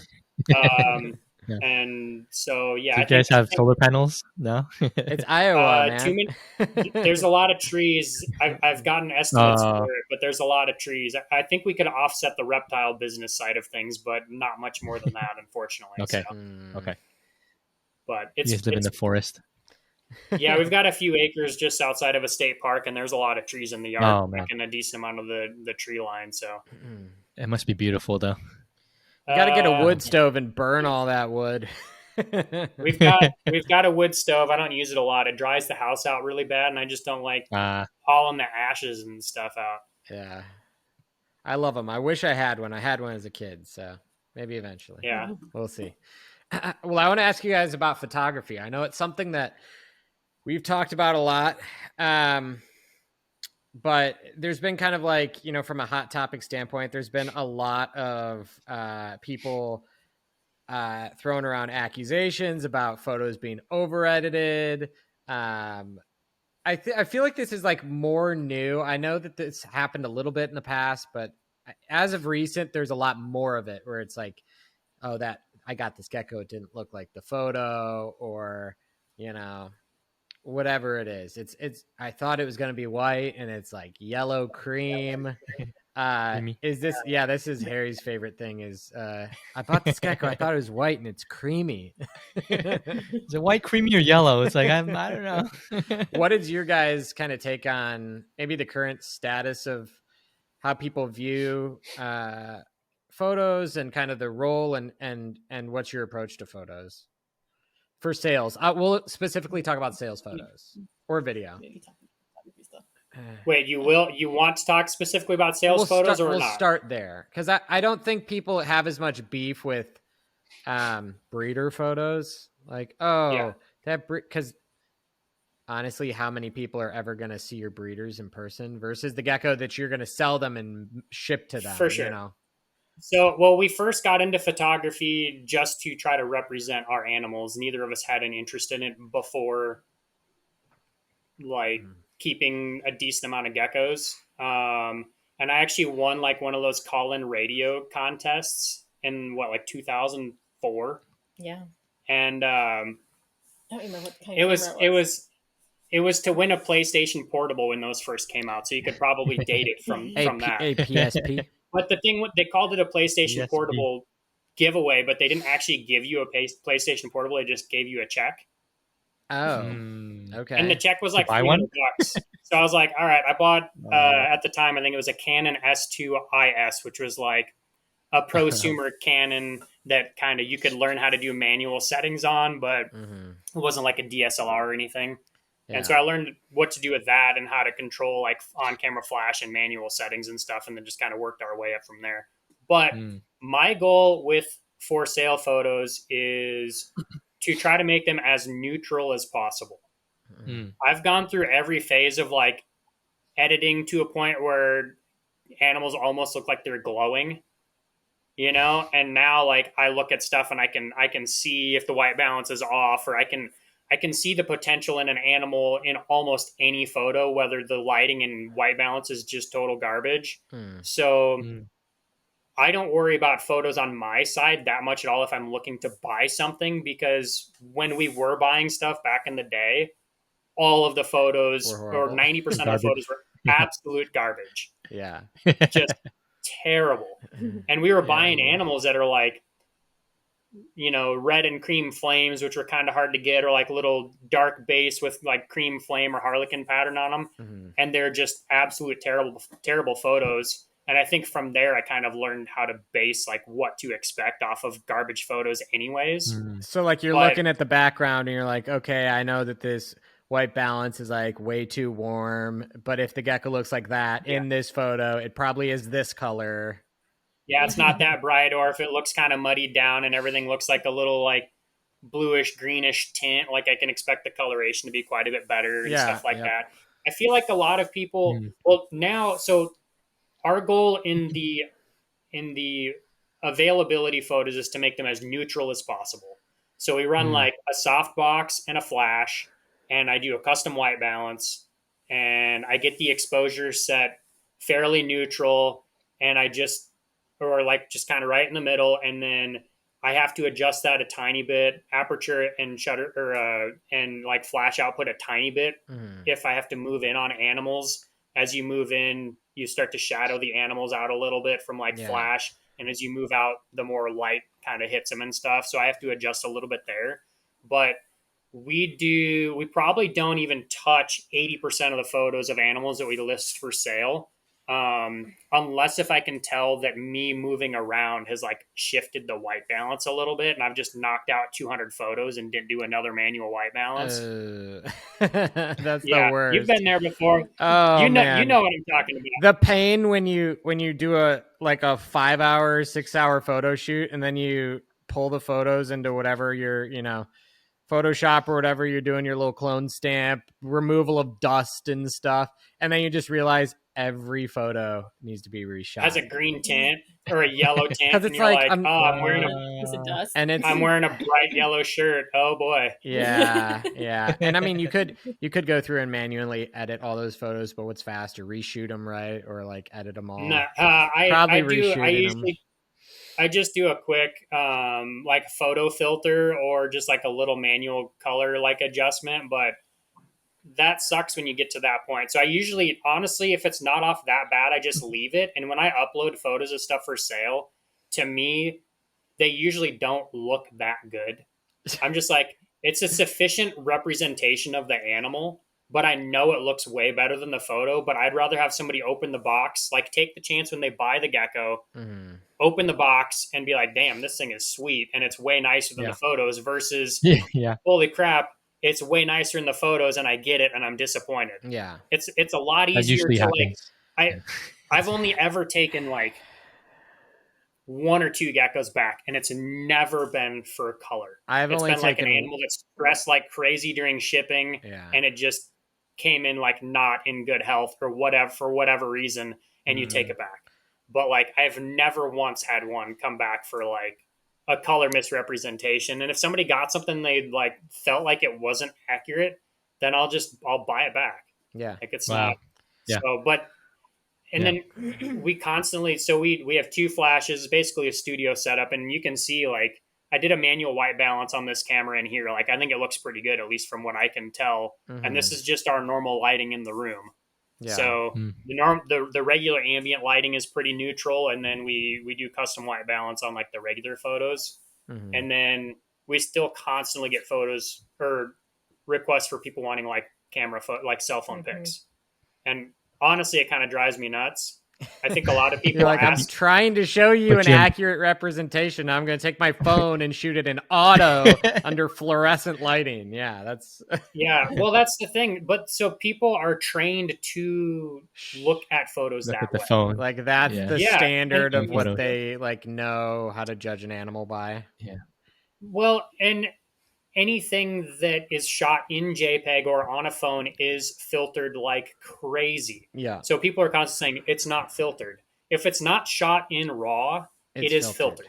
Yeah. It is filtered like crazy. And you can see it if you have a DSLR and you shoot something and you shoot it in RAW, at least now, like on Windows, if you go to view it, even when you view the preview on your LCD screen, it's filtered as like a JPEG for you to view it. So like now my camera, if I shoot something in RAW and throw it on my computer, it initially pops up a preview in the JPEG preview, and then it switches it to RAW, and it looks terrible, like in RAW, because it's done zero color editing. Yeah. So I shoot them all in JPEG. That was something that in your podcast with it's Robbie, right? Yeah, Robbie. Yeah, Robbie. That he didn't really hint on. He talked about RAW photography, and you guys kind of hit it on a lot of what we're talking about. Mm-hmm. But he also didn't specify that. I mean, he said he's shooting in JPEG for availability, but he didn't say that is filtered. It's filtered in camera. So you can change those presets in the camera and oversaturate something, or you can tweak it in there too. I'm not saying what he's doing is wrong, because I shoot in JPEG too. Yeah. I'm just saying that just because you do a color correction, if you're shooting in JPEG, it can still not be right, or it can still be like filtered in camera. Yeah. It would take forever to edit every availability photo in RAW, though. There's a reason people don't do it. And the files are huge. Yeah. I think the thing that I took away from the conversation with Robbie, and it appears the same thing with you, is like the most important thing, everybody, when taking photos of animals for sale or buying animals, is that the photo is an accurate representation of the animal, whether it was completely unedited, or it was shot RAW, or shot JPEG, whatever. It should be accurate to the animal. If it's accurate to the animal, that's all that matters. That's what I took away from Robbie's conversation too, and you and I and a lot of other people, I think, feel the same way. It's an accurate representation, and it's not over edited. Yeah, I don't honestly have an issue with like adjusting. Like sometimes when I shoot, if I shoot like a red animal, sometimes the flash will like make it just pop like too much, and I'll desaturate those ones a little bit. Or if you realize over time that the white balance is off a little bit, you can get like the pinstriping and other patterns will start to yellow or green or something a little bit across the whole animal. Mm-hmm. And it's hard to get that out quickly when you're editing hundreds and hundreds of photos. So you can do minor selective coloring so long as you're editing it to be true to the way that you see it and not misrepresenting it. Mm. And there's kind of a fine line to walk there, because you can crank the whites and you can pull the blacks out of whatever you want, or crank the blacks, but it's a fine line from doing it as like a moderate adjustment to like a misrepresentation. Yeah. Yep. So everybody learn how to use your cameras and learn how to use basic editing software to be able to make your photos look accurate. The thing is, to learn how to manually use a camera is not really that difficult. There's only like 4 or 5 settings that you really need to know how to use. It's just how to adjust them with like for what you're trying to shoot. The biggest thing you everyone can do pretty inexpensively too. Like our first setup we had, what was like $400? Yeah, a few $100 and hot shoe flash banked off of a white cardstock or something, you know? Yeah. So we still need to put that tutorial together for that cheap flash setup that we said we were going to do like 10 years ago. The one that you set me up with like 10 years ago? That's the one. Fun fact, my first DSLR I got from you guys in trade for Geckos. Was that the 50D? Oh, 50D. I remember. Canon 50D? That was pretty close probably to when I met you.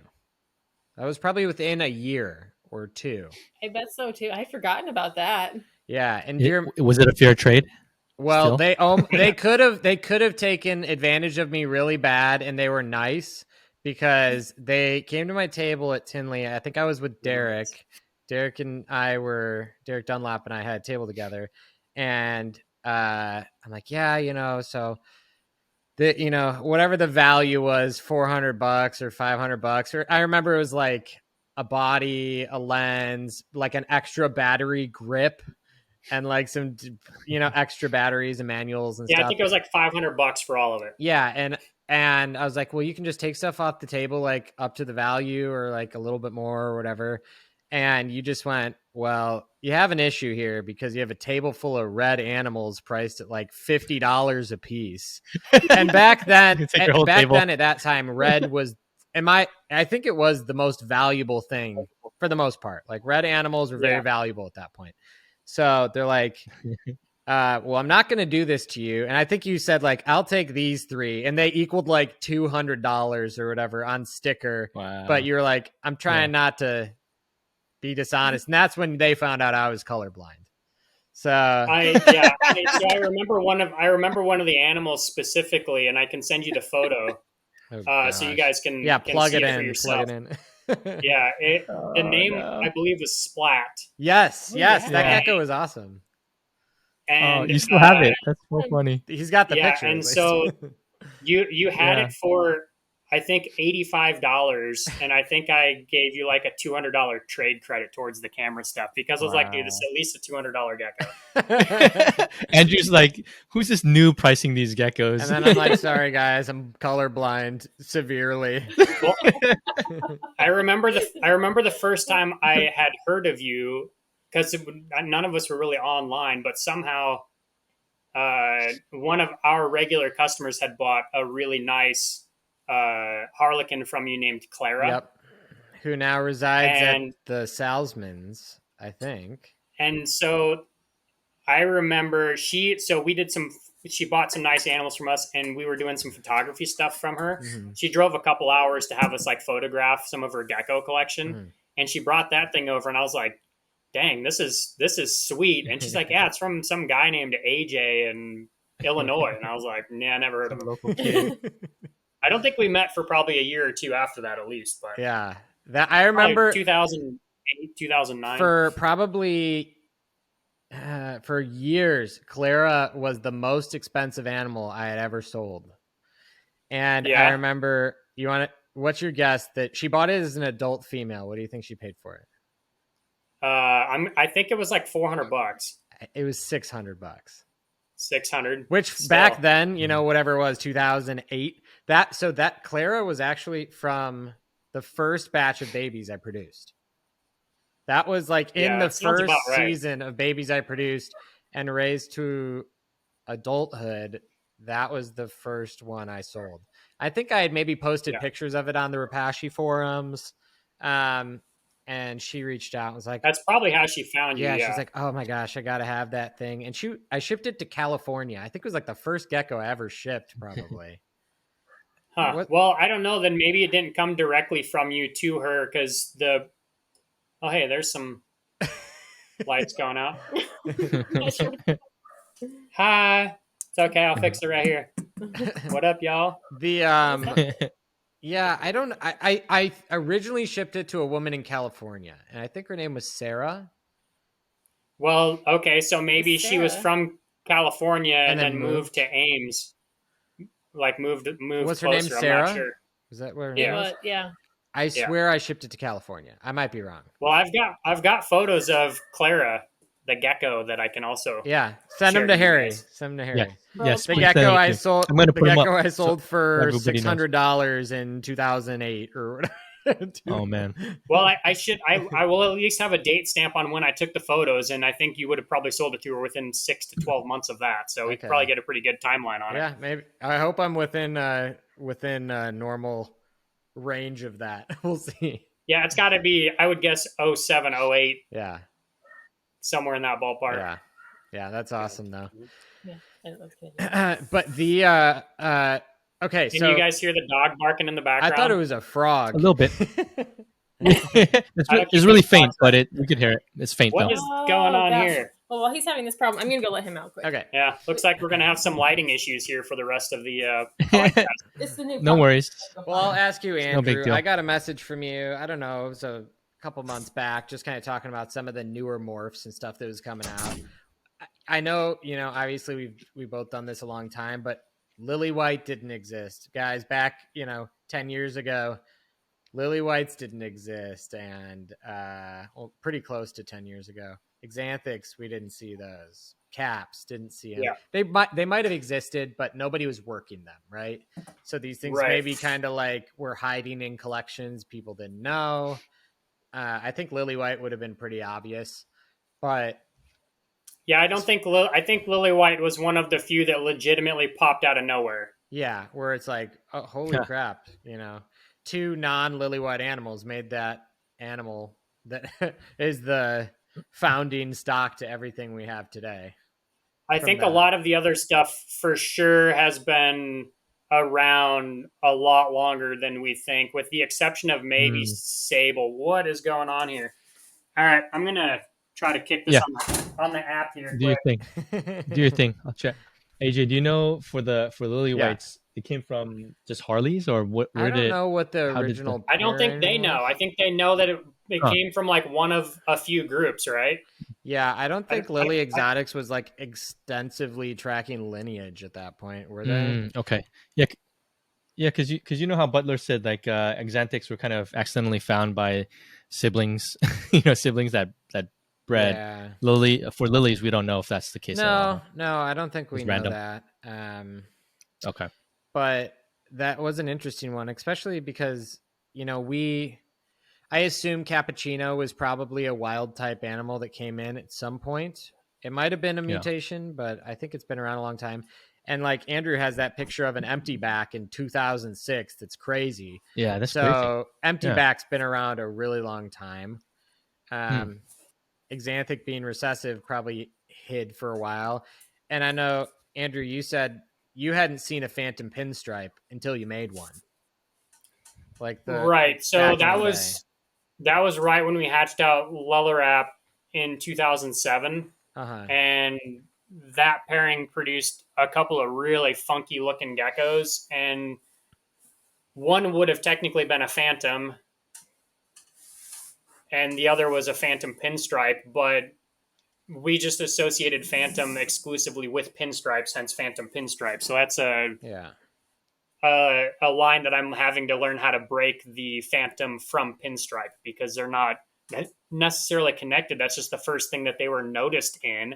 Yeah. And also the geckos, then you were just pairing random stuff together. Yeah, you'd pair pinstripes to pinstripes, but you would pair a lot of random stuff. Like you couldn't get a yellow pinstripe. You had to breed a dark pinstripe to a yellow gecko to get a yellow pinstripe. Yeah. So there was just a lot of traits that you wanted to try to see mixed up, and so you'd have to combine them and then selectively breed from there. And so to have phantoms pop out was just like, oh, it's a crested gecko that's just random. It wasn't like something that everybody recognized as something that was different. I think we all knew that it was. Yeah, I think that we all knew that it was a recessive trait, probably since like 2010. Yeah, but people just weren't tracking stuff, and they just knew you just randomly get them, and if you pair phantom pins to phantom pins, that's like all you get. Yeah, and then you get some pairings that it's 50% phantom pins for offspring. So, and I think the thing that was different back then too is like, I mean, phantoms now have value. Like 10 years ago, a phantom was basically like a guaranteed wholesale gecko. I will clarify, there are a lot cooler looking phantoms now. Yes. And I don't think the geckos that we were wholesaling as phantoms are valuable today. Yeah, they probably were. I think that's just the way that they look garbage. I think that's it's like, you know, a square is a rectangle, but a rectangle is not a square. It's kind of like that thing. We just looked at phantom pins as it's a wholesale gecko. I mean, I thought some of them looked pretty cool, but people just didn't really want to buy them, so we were just getting rid of them. But there's way cooler combos. Speaking of phantom pins, you want to see a cool one? Show me it. Yeah. Yes. Yeah. And is it true that, and we talked about this a little bit, AJ, but there's a lot of reds and a lot of yellows have phantom in it. Is that true? I think so. What about your guys' experience? Like the yellow pin lines, if you breed any yellow pins together, primarily, I mean, you will find a lot of phantom pops out of that. From what I see, at least. So we have a couple animals that'll throw like some random phantoms, but I don't think hardly any of our reds do. I think it just goes back. One oddball we had. We've got one pairing that has one of 14 offspring is a red phantom pin, and everything else is a red pinstripe. But other than that, like, I think you can go back and you can track and see where the random phantoms came from, and you can see what's going on there. We've definitely got quite a few yellow animals that don't throw any phantoms.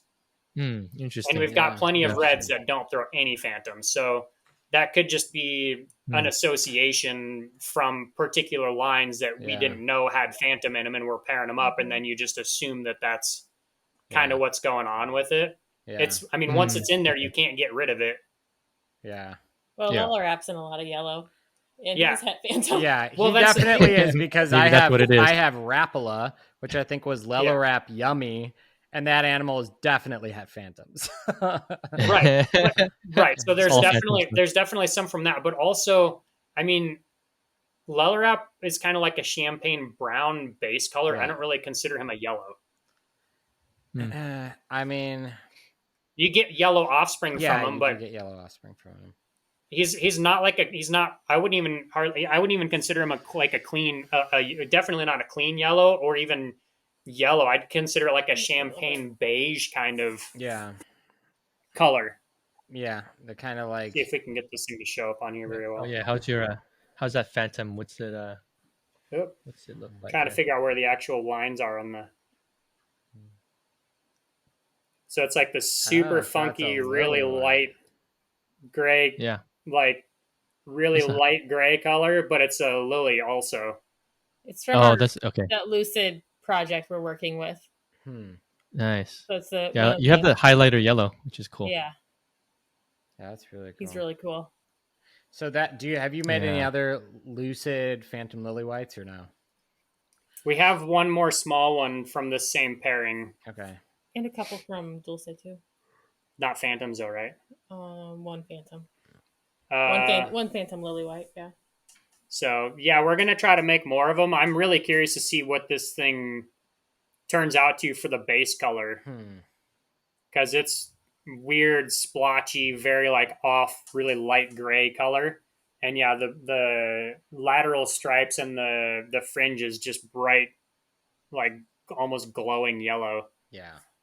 Really cool. Do you guys work with a lot of lily whites? We have a few.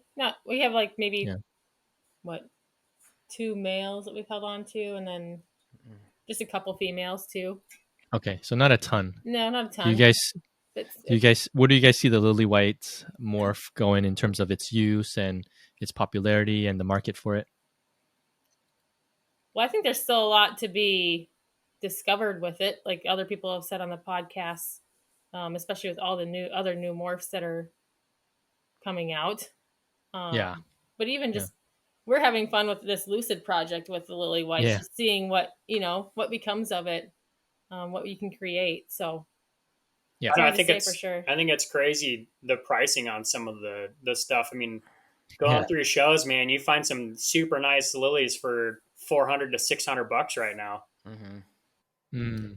Just covering tables at a couple of the shows, and I don't know. But some people are still paying $5,000 for a really nice lily too. So I definitely think that there are some $1,500 to $3,000 plus lilies, like just nice color, crazy coverage, whatever, for sure. Yeah. I just think it's interesting how much some people have just tried to like just get rid of them.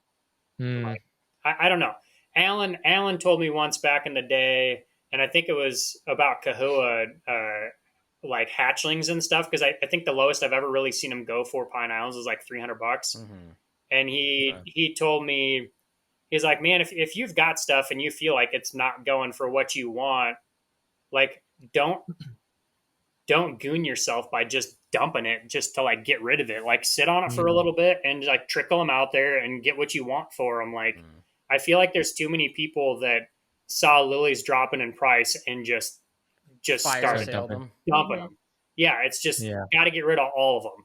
Like really? Okay, sell a couple of them cheap and then sell a couple other animals cheap and then raise those things up, and lily females are going to be worth just weight in gold. It's true. people want them, especially if they're like even a 15, 20 gram female, like is going to go for pretty good money. Mm-hmm. And you can still do cool stuff with male lilies too. I mean, I don't know. I think it's interesting what I've seen for pricing on those things just out of nowhere, I feel like, because I still feel like a lot of these things should be $1,000, $1,500, $2,000 or something for some of these nicer animals. And I'm seeing some pretty sweet ones for $600, $800. Yeah, it's crazy, man. Tell me where those are. I'm gonna buy them. Harry's just like ravenous for the lilies. Yeah, it's crazy, man. Especially like when you go to shows, like you were saying right now, you'll see lilies and I mean, I do it like on the auction too. I'll sell lily males right now for $400. Yeah, depends on the quality of them. The nicer ones, no, but it's just supply and demand, right? So there's certain like flow of where pricing's at, but lily females right now are very valuable, which I don't think some people still don't recognize and don't realize, which is good if you want to buy them. But yeah, so what are you guys thinking about? Exanthic, sable, empty back. I know you said you're trying to hit something like that with Lellarap and with twerp. But what's your plan? Is there anything that you're like eyeing up as far as maybe a long-term goal, a gecko you want to produce in the long term versus maybe something you're looking at kind of soon? Is there anything that you're kind of eyeing up? Crested wise? We haven't really like decided for sure. Andrew's giving me a dead stare right now. Yeah.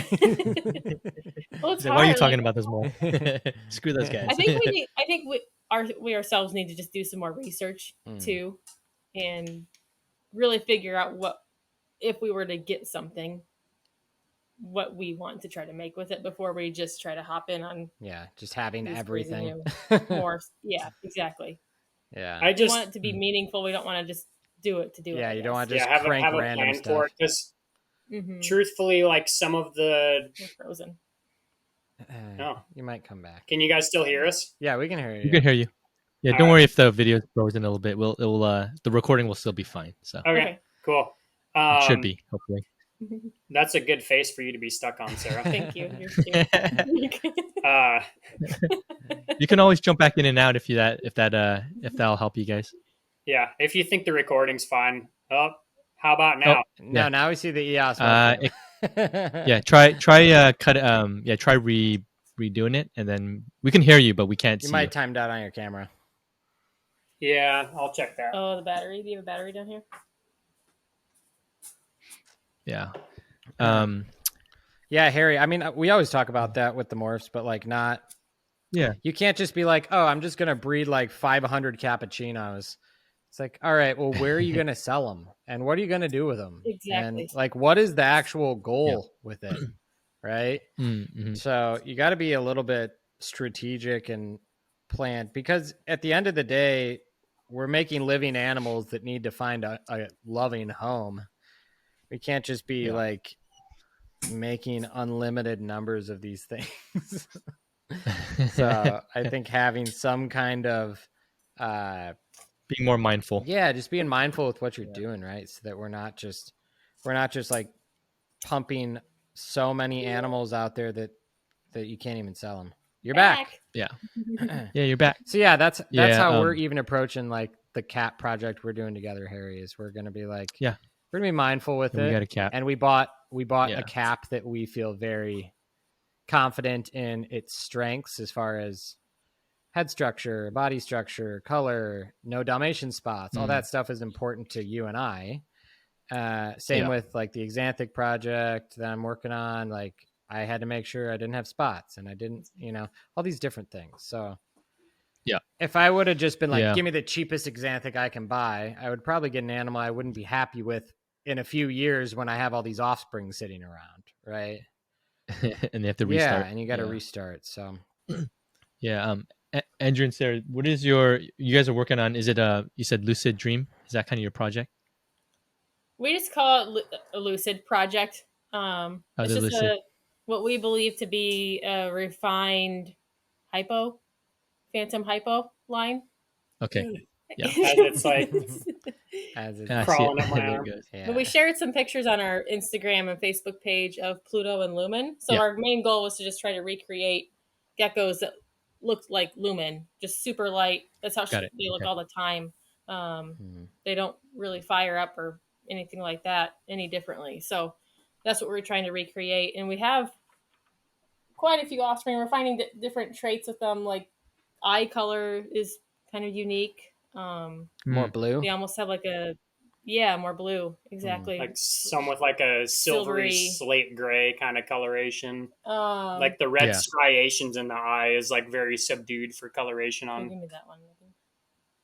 We pulled a few of the Lucid hatchlings and Lucid X or juveniles to show you guys. Pluto or Marjorie. Yeah, want to see them. Is this kind of your most exciting project moving forward for this year?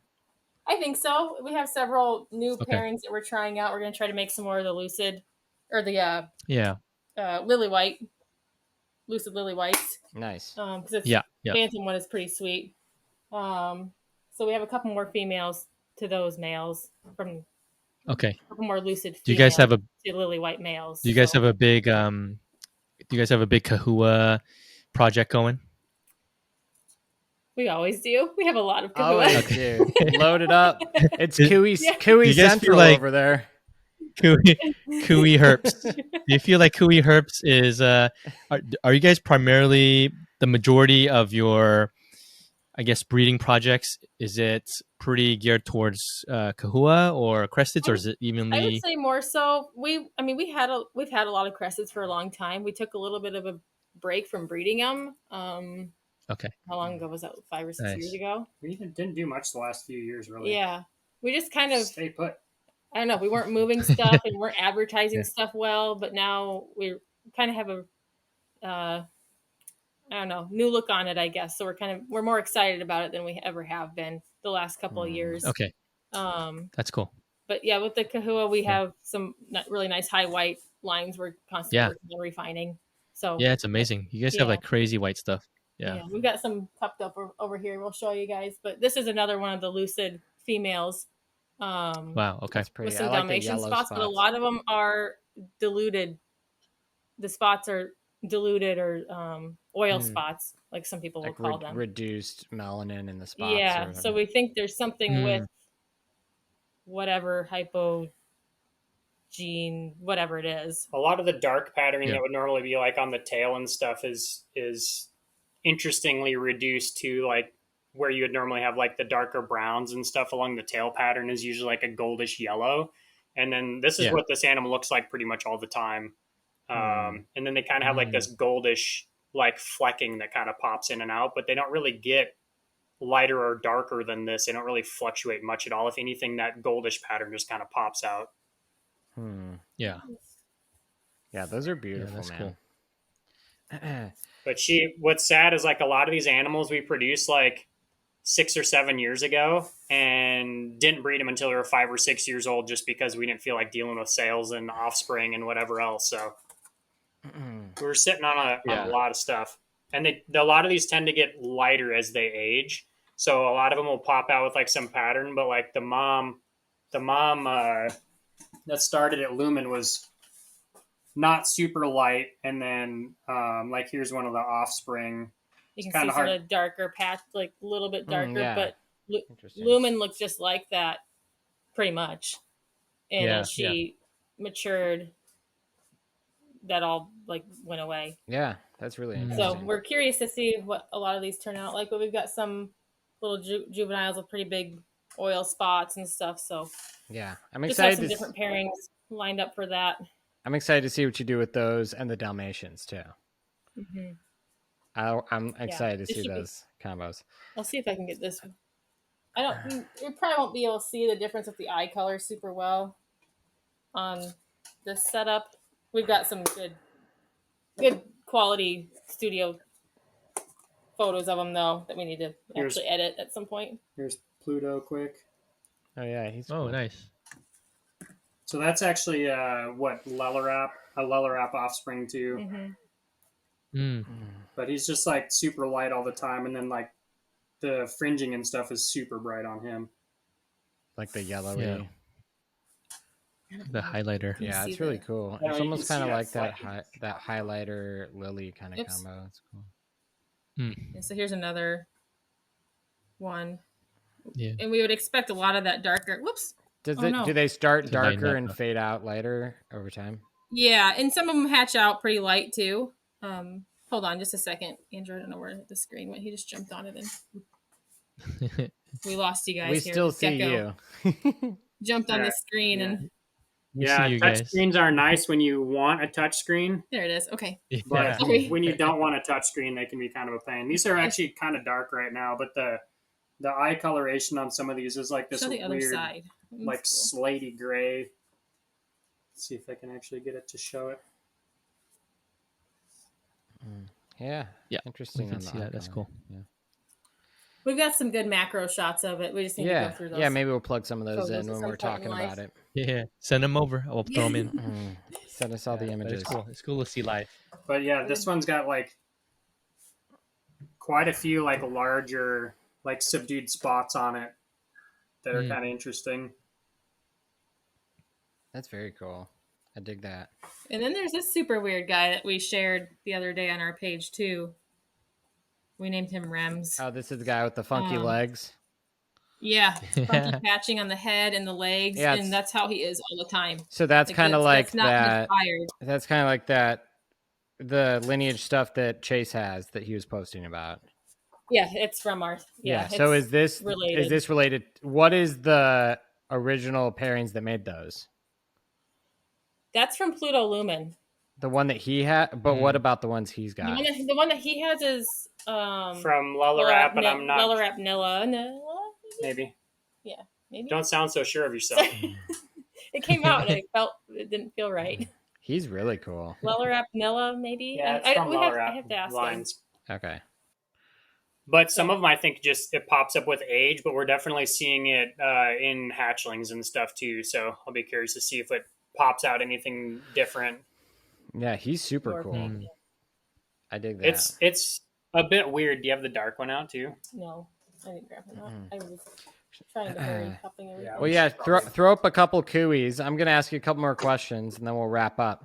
But as far as, I'll ask you, Sarah, do you guys have any plans as far as maybe new shows you want to vend or like different kind of marketing or social media things you guys are working on right now? What's maybe things that are upcoming for you as far as the business?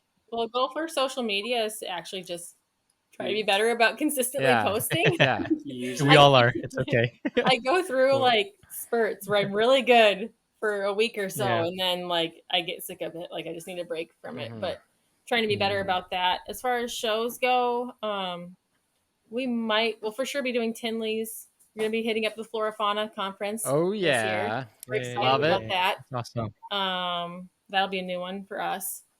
And then we've talked about doing like Arlington or something like that, but nothing's really come of it yet. It's a lot of. You guys are vending Flora Fauna, right? What's that? You guys are vending Flora Fauna or just attending? Vending. Nice. Yeah. Okay. Sweet. Yay. You'll love it. I'm excited for you. Yeah. It sounds like it's going to be a good time. Yep. As far as shows go, it's a lot of we feel like stress on the animals. Yeah. Especially there's longer shows where they're cupped up for 3-4 days, and travel and everything. It's a lot. My goodness. So we don't want to do a ton of shows, but just keep going with the Tinleys and the bigger ones like that. Yeah. Dude, that thing is crazy white. That's beautiful. It's blinded by the white. That's her name. It's almost completely blinded by the white. Wow. I like it. Blinded by the white. Yeah. Blinded if I can get it to stop flopping on the ground. So that's one of our. She won't be ready this year, but she's one of our favorites. She's beautiful. Yeah. I dig her. She's awesome. That's crazy. Collar. It's so white. Do you guys feel like there's a lot of play in terms of the different coloring of cooies as opposed to Cresteds? The colored cooies? What are the colors of cooies? Colored cooies. you can get a range. You can get a range with like the pinks and reds and oranges on the base color. Okay. Or even your greens are super cool. Some of the greens are like almost neon on some of the animals, which can be super sweet. Yeah. Yeah. It's definitely not always about the collar. Obviously, that's what a lot of people are looking for, but you can get some really cool ones that are just high color that make just as awesome of a pet or, breeder or whatever you want to get it for. Yeah, we're having Brian on next week, and he has a bunch of Chahoua. Do you guys feel like in a fight you guys would win in terms of Harry's gonna pitch you against Brian? You guys have the best Chahoua or Brian? I don't know. It's a pretty close call, I would say, but we did sell Brian his first Chahoua. So there you go. Okay. There's the flex on Brian. There you go. Brian has to thank you guys for everything that he that all his success. Brian also bought. He's built a pretty incredible collection too. So there's a lot of stuff. We've worked out a few trades with him, and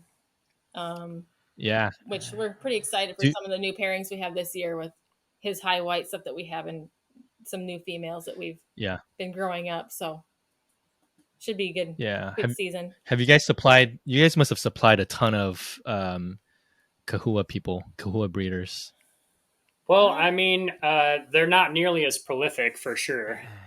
Yeah. You can be producing a lot of Chahoua with 100 to 200 animals a year. Total. Yeah. I mean, you're averaging, I tell people you're going to average 4 offspring per pair. Because you're going to have, like, if you have 10 pairs, you're going to have a couple probably give you nothing or next to nothing. You're going to have a couple hit 4 eggs, and then you're going to have a couple that are like 6, 8, 10 eggs in a season. I mean, I've hit 12 in a season, but it's not, 10 is rare. Is pretty high for them to all be fertile and like actually go full term and hatch. So I tell people to shoot for, like, expect 4 and maybe hit 5 or 6 as an average, and you're doing pretty good. So the production is significantly lower.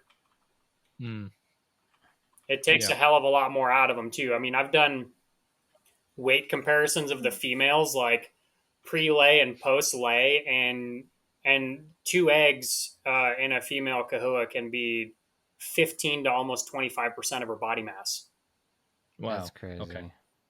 And the fact that they'll pull significant amounts of calcium and fat out of their tail and their head and all those different areas, that's crazy, right? Yeah. So they must look crazy skinny once they lay. Yeah, and their head. They can. We've had animals that are normally like 60 grams or so. 60, 65 grams drop to under 40 grams after laying and not eating well. So, because a lot of them won't eat for like a week or 2 leading up to laying eggs, and then usually they eat like crazy after they lay, but they also will like guard the eggs like crazy for a few days after they lay. Okay. So they can be quite territorial leading up to laying and then after laying, and then usually after a few days they start eating and bulking back up again. Is your setup for the breeder Cresteds going to be the same as the Chahoua setups? Or are you going to do more of a paper towel kind of combo? Yeah, we might try some like cypress mulch and stuff for female Cresteds and things in some of the larger bins, but it might just be paper towel substrate. We're always playing around with different stuff. So like we're going to try some substrate and mostly do like larger bins for crested breeders. We've done substrate with Cresteds and digging for them and whatever, but they tend to use lay boxes nicely, and Chahoua don't generally for us use lay boxes, and they also don't almost never actually bury the eggs. They're going to glue them to something or like lay them under a lay box if you put it in there. So I also have had like the dwarf white isopods and stuff chew into like lychee eggs and Sarah eggs and stuff like that. So we've pulled all of those from most of the things except for the Chahoua, because they don't really get into those very much. It's crazy how much damage the isopods will do. And well, I think a big part of it too is how frequently are you actually checking for eggs? Yeah. It's not like they're going to chew through an egg in a day. Yeah. But if they're looking for calcium and you got eggs in there for 5 days, 6 days, 7 days, I mean, or more, then they can definitely chew into them. I've definitely picked up some garg eggs and Sarah eggs and stuff and squeezed them, and it looked like a cartoon where somebody gets shot with a shotgun and takes a drink of water and just yeah. It's a good picture. It's true. Yeah. It's unfortunate when you see it. Yeah, and some people will tell you, "Oh man, load those bioactives up with isopods and just let them lay the eggs in there." I would highly recommend not doing that on soft eggs like Cresteds and Sarahs and garg eggs. Garg eggs are pretty soft. Yeah, right? I know. Garg eggs are pretty thin, and then you get into like some of the Australian leaf-tailed geckos and stuff, and those eggs are super thin. Yeah. So, but I don't know. I think, and it depends. Are you actually like trying to feed the isopods something other than gecko poop and whatever else? Because maybe if you're supplementing them with some other type of food source, maybe they don't bother the eggs much. But I'm not sure how much calcium is left in gecko crap, so I think they're looking for that somewhere else. Yeah, you might have to give them a little piece of little dish, broken down shell or whatever in there. Yeah. I have a quick random question before we kind of close out. But you guys have been in it for so long. You've seen people come and go like nothing, right? You've seen a lot of people enter and exit. And for you guys, do you guys get bored of the hobby, the community, or now that you're going full time, does that mean you're more excited about it, or what does it all look like for you guys from a standpoint of being basically the pioneers almost of the hobby? Are you sick of it yet? Yeah, are you sick of it yet? No. Hesitation. Like maybe some days we wouldn't have gone full time if we were sick of it. I feel like we're almost more excited than we ever have been, to be honest. Just be able to focus completely on the geckos and taking better care of them and everything. The different projects we have in mind, and it's just exciting. It's cool. Crazy once you go full time how many things you suddenly want to do, and then you're the busiest you've ever been. You still feel like you get nothing done. It's like, get nothing done. What did I do? Did I do today? Oh, I cut 400 chunks of PVC pipe into little food dishes. Oh, well, that took me 17 hours. I've done so many projects like that where I'm like, that was a very good thing to do, but now I still have to feed all the animals or whatever it was, you know? We felt so good that we got all of our shoebox bins finally set up a little bit better and ventilated and everything. And then we realized we needed to order more racks. Mm-hmm. So I looked at Angela, we're going to have to do that all over again. Like we felt like we thought we were done, but but it'll be 100 bins instead of 400 bins. So it won't be so bad. That's a little easier. It's worth it. But I think it's just learning how to limit what time you're spending where, as far as like social media. And like I always want to help people, but at the same time, like you got to put in a little bit of effort yourself. And I can tell you're putting in zero effort to find any information. Then I'm kind of over it, because we found information 20 years ago, with brand new internet. It's a million times easier to find information now. Granted, there's a lot of bad information, but if you're going to ask a question about something, like, don't just go to a page and say, I'm getting this, tell me everything I need to know. Say, hey, I read this care sheet here, and these are what they recommend. Do you guys agree with this? Mm-hmm. Or if you're asking for more pictures of an animal that's for sale, don't just say, do you have more pictures? Like, give me a reason to take more photos. Like, ask specifically what colors is it? Or do you consider the cream to be like a little more like white cream or yellow cream or something like that? Like, that's a good question that might be hard to pick up in a photo. But if it's just like, I want more photos. Okay, well, I got 400 animals for sale. I can't go through every single one for every single person that asks for them and snap a quick picture. Yeah. I'll do it quick if I have the time or I'm feeding stuff, but like it's not going to happen right now. I think people need to understand how to look at something and get an interpretation on it, and then ask for more information that's kind of guided. It's like if you post something for sale in like classifieds and you just get, is it still available? It's like, well, it's still listed. It's probably still available, right? Yeah.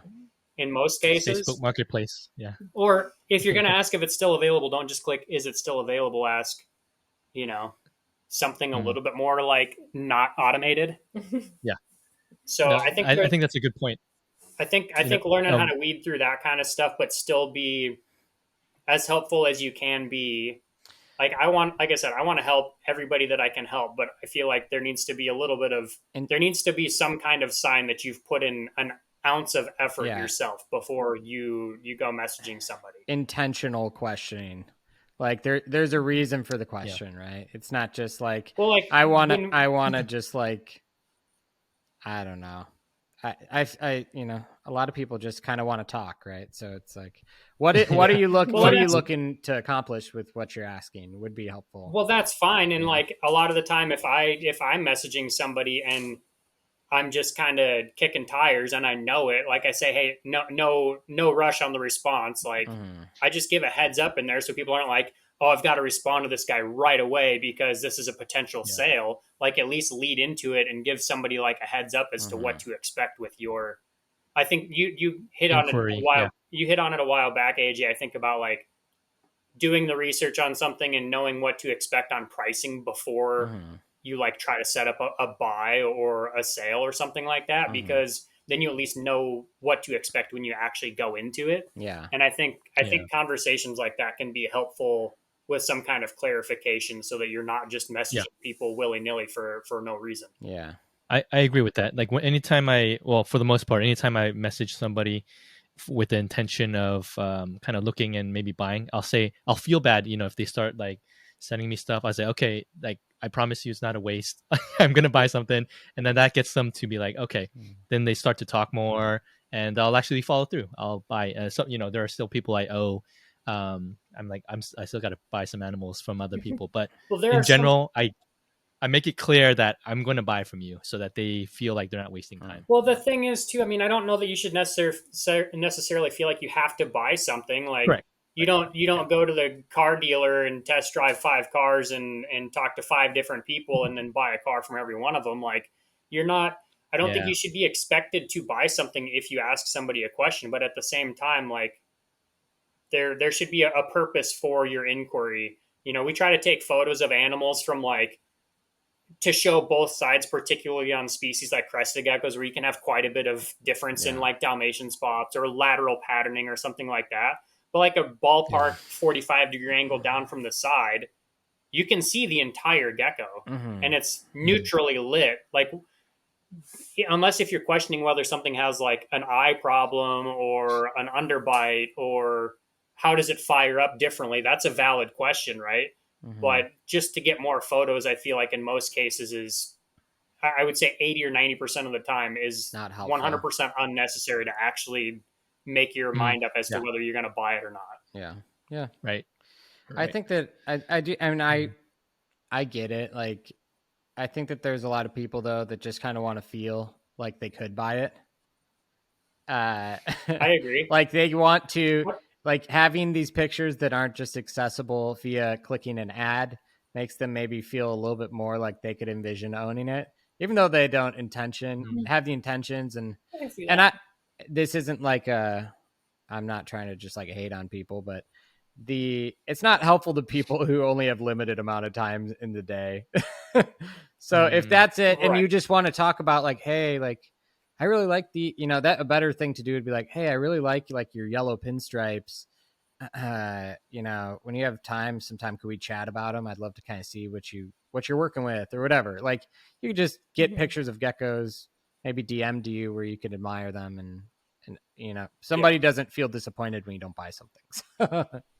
Yeah, we're trying to get better about just we still try to respond to messages quickly and take photos where we can, but people definitely need to try to realize that there's a lot of things going on, and it can be relatively difficult to just run down or get to a spot to take photos, even if it's just a quick cell phone photo, because let's face it, the priority goes to the care of the animals first, and absolute first.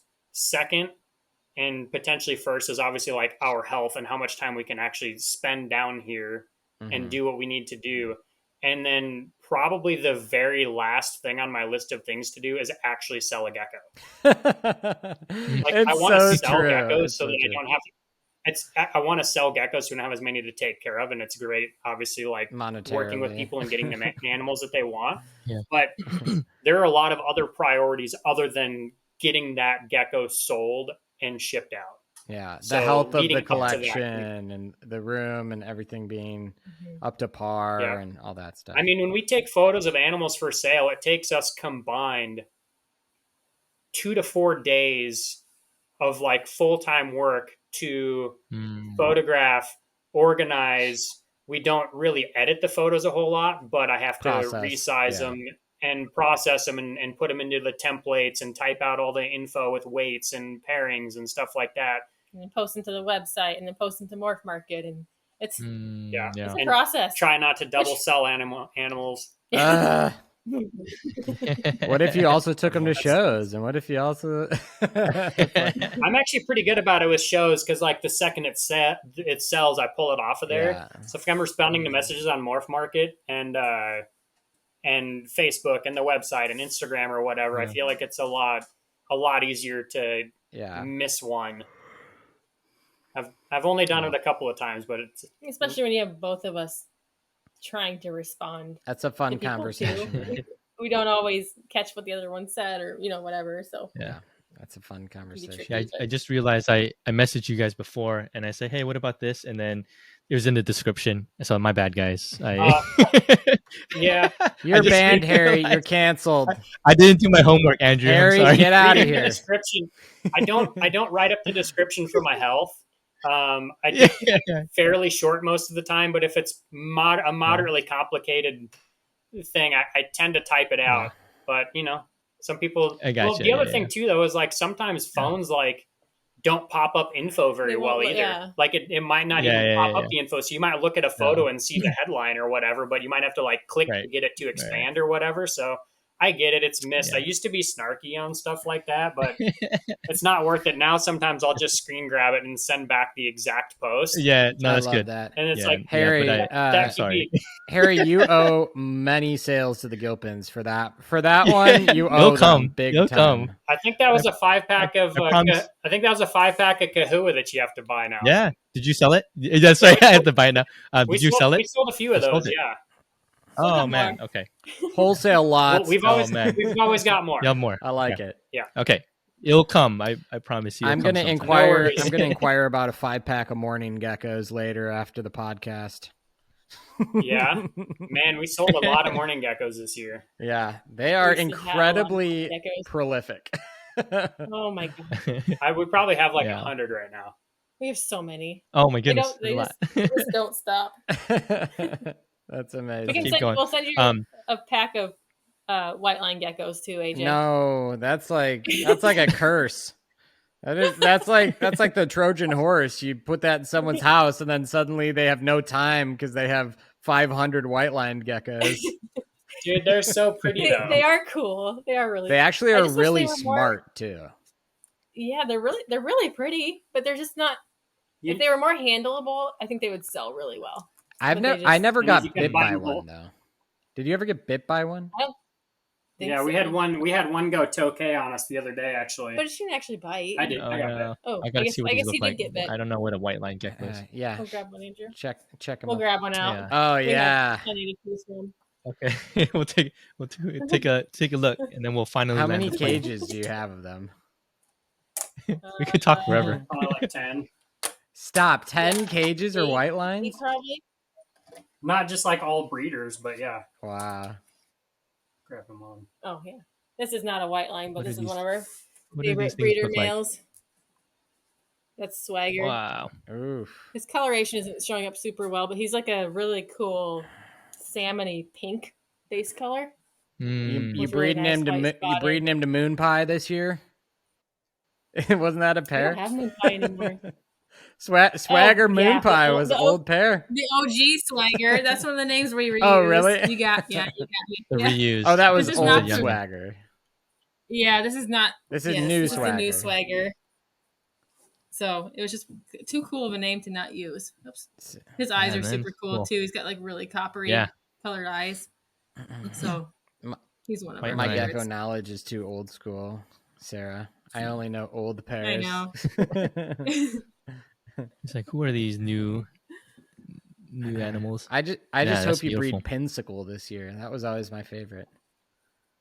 Yeah, she's gonna be. Actually, I think we have her lined up for Marmot. Oh, yeah. We're back together. To get some super huge like floppy crests because their head structure is was insane Marmot on both of them. Was that Lily? Or sorry, was that Eve and Emerald? Was that Marmot? I think or Revolution. Okay, maybe Revolution. Revolution Eve, was that a parent? I think so. I have it written down. Is there Revolution Eve? Was that one of your parents? Yeah. Yeah, I think it's that one. Sarah, take him quick. Oh, is that a white lined? Oh yeah, this is one of the nice ones with the white spots on the sides. Let's see it. Yeah, Marmot's Revolution Eve. Wow. We're popping some that have these cool little white spots and stuff up the sides too. This one's like maybe a couple months old. They get like pretty 10 big, to 12 inches long. They're really cool, and they eat the Crested Gecko diet. And their eyes are like gold with red striations. Let's see, probably won't be able to see it very well in there, but are they really spazzy? They're pretty spazzy. Yeah, they're not super handleable, but look at the eyes on it. Yeah, that's cool. Super cool.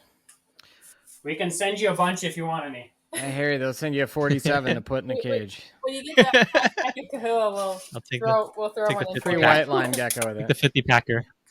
I think that's what we're going to have to start doing. It's like when Allen was selling the diet and he would send a free male Crested Gecko, which was a brilliant move. He had too many males. But then they have to keep eating the diet forever. Yeah, exactly. Oh, man. That's amazing. Well, Sarah and Andrew, we could talk forever. I feel like we could keep going. But I think this is for sure our longest episode. We talked a little bit about advice. You broke the record. It's good. It's all fun. By a little bit. You broke the record. You can cut out half of it if you want. I won't be offended. Yeah, no. How many times did Sarah nudge you under the table? She's just pinching his leg under the table. 0 times, I think. Good. Nice. We'll just put it on next time instead of a quarter. True. That's awesome.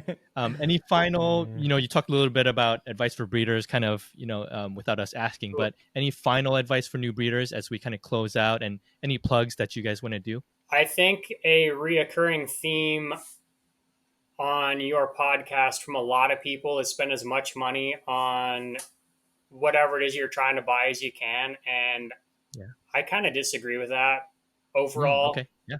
I think there are way too many, or way too many animals that are in that 70 to 90% percentile of animals that you can get that are half or less the price with the exact same genetics as the tip top ones.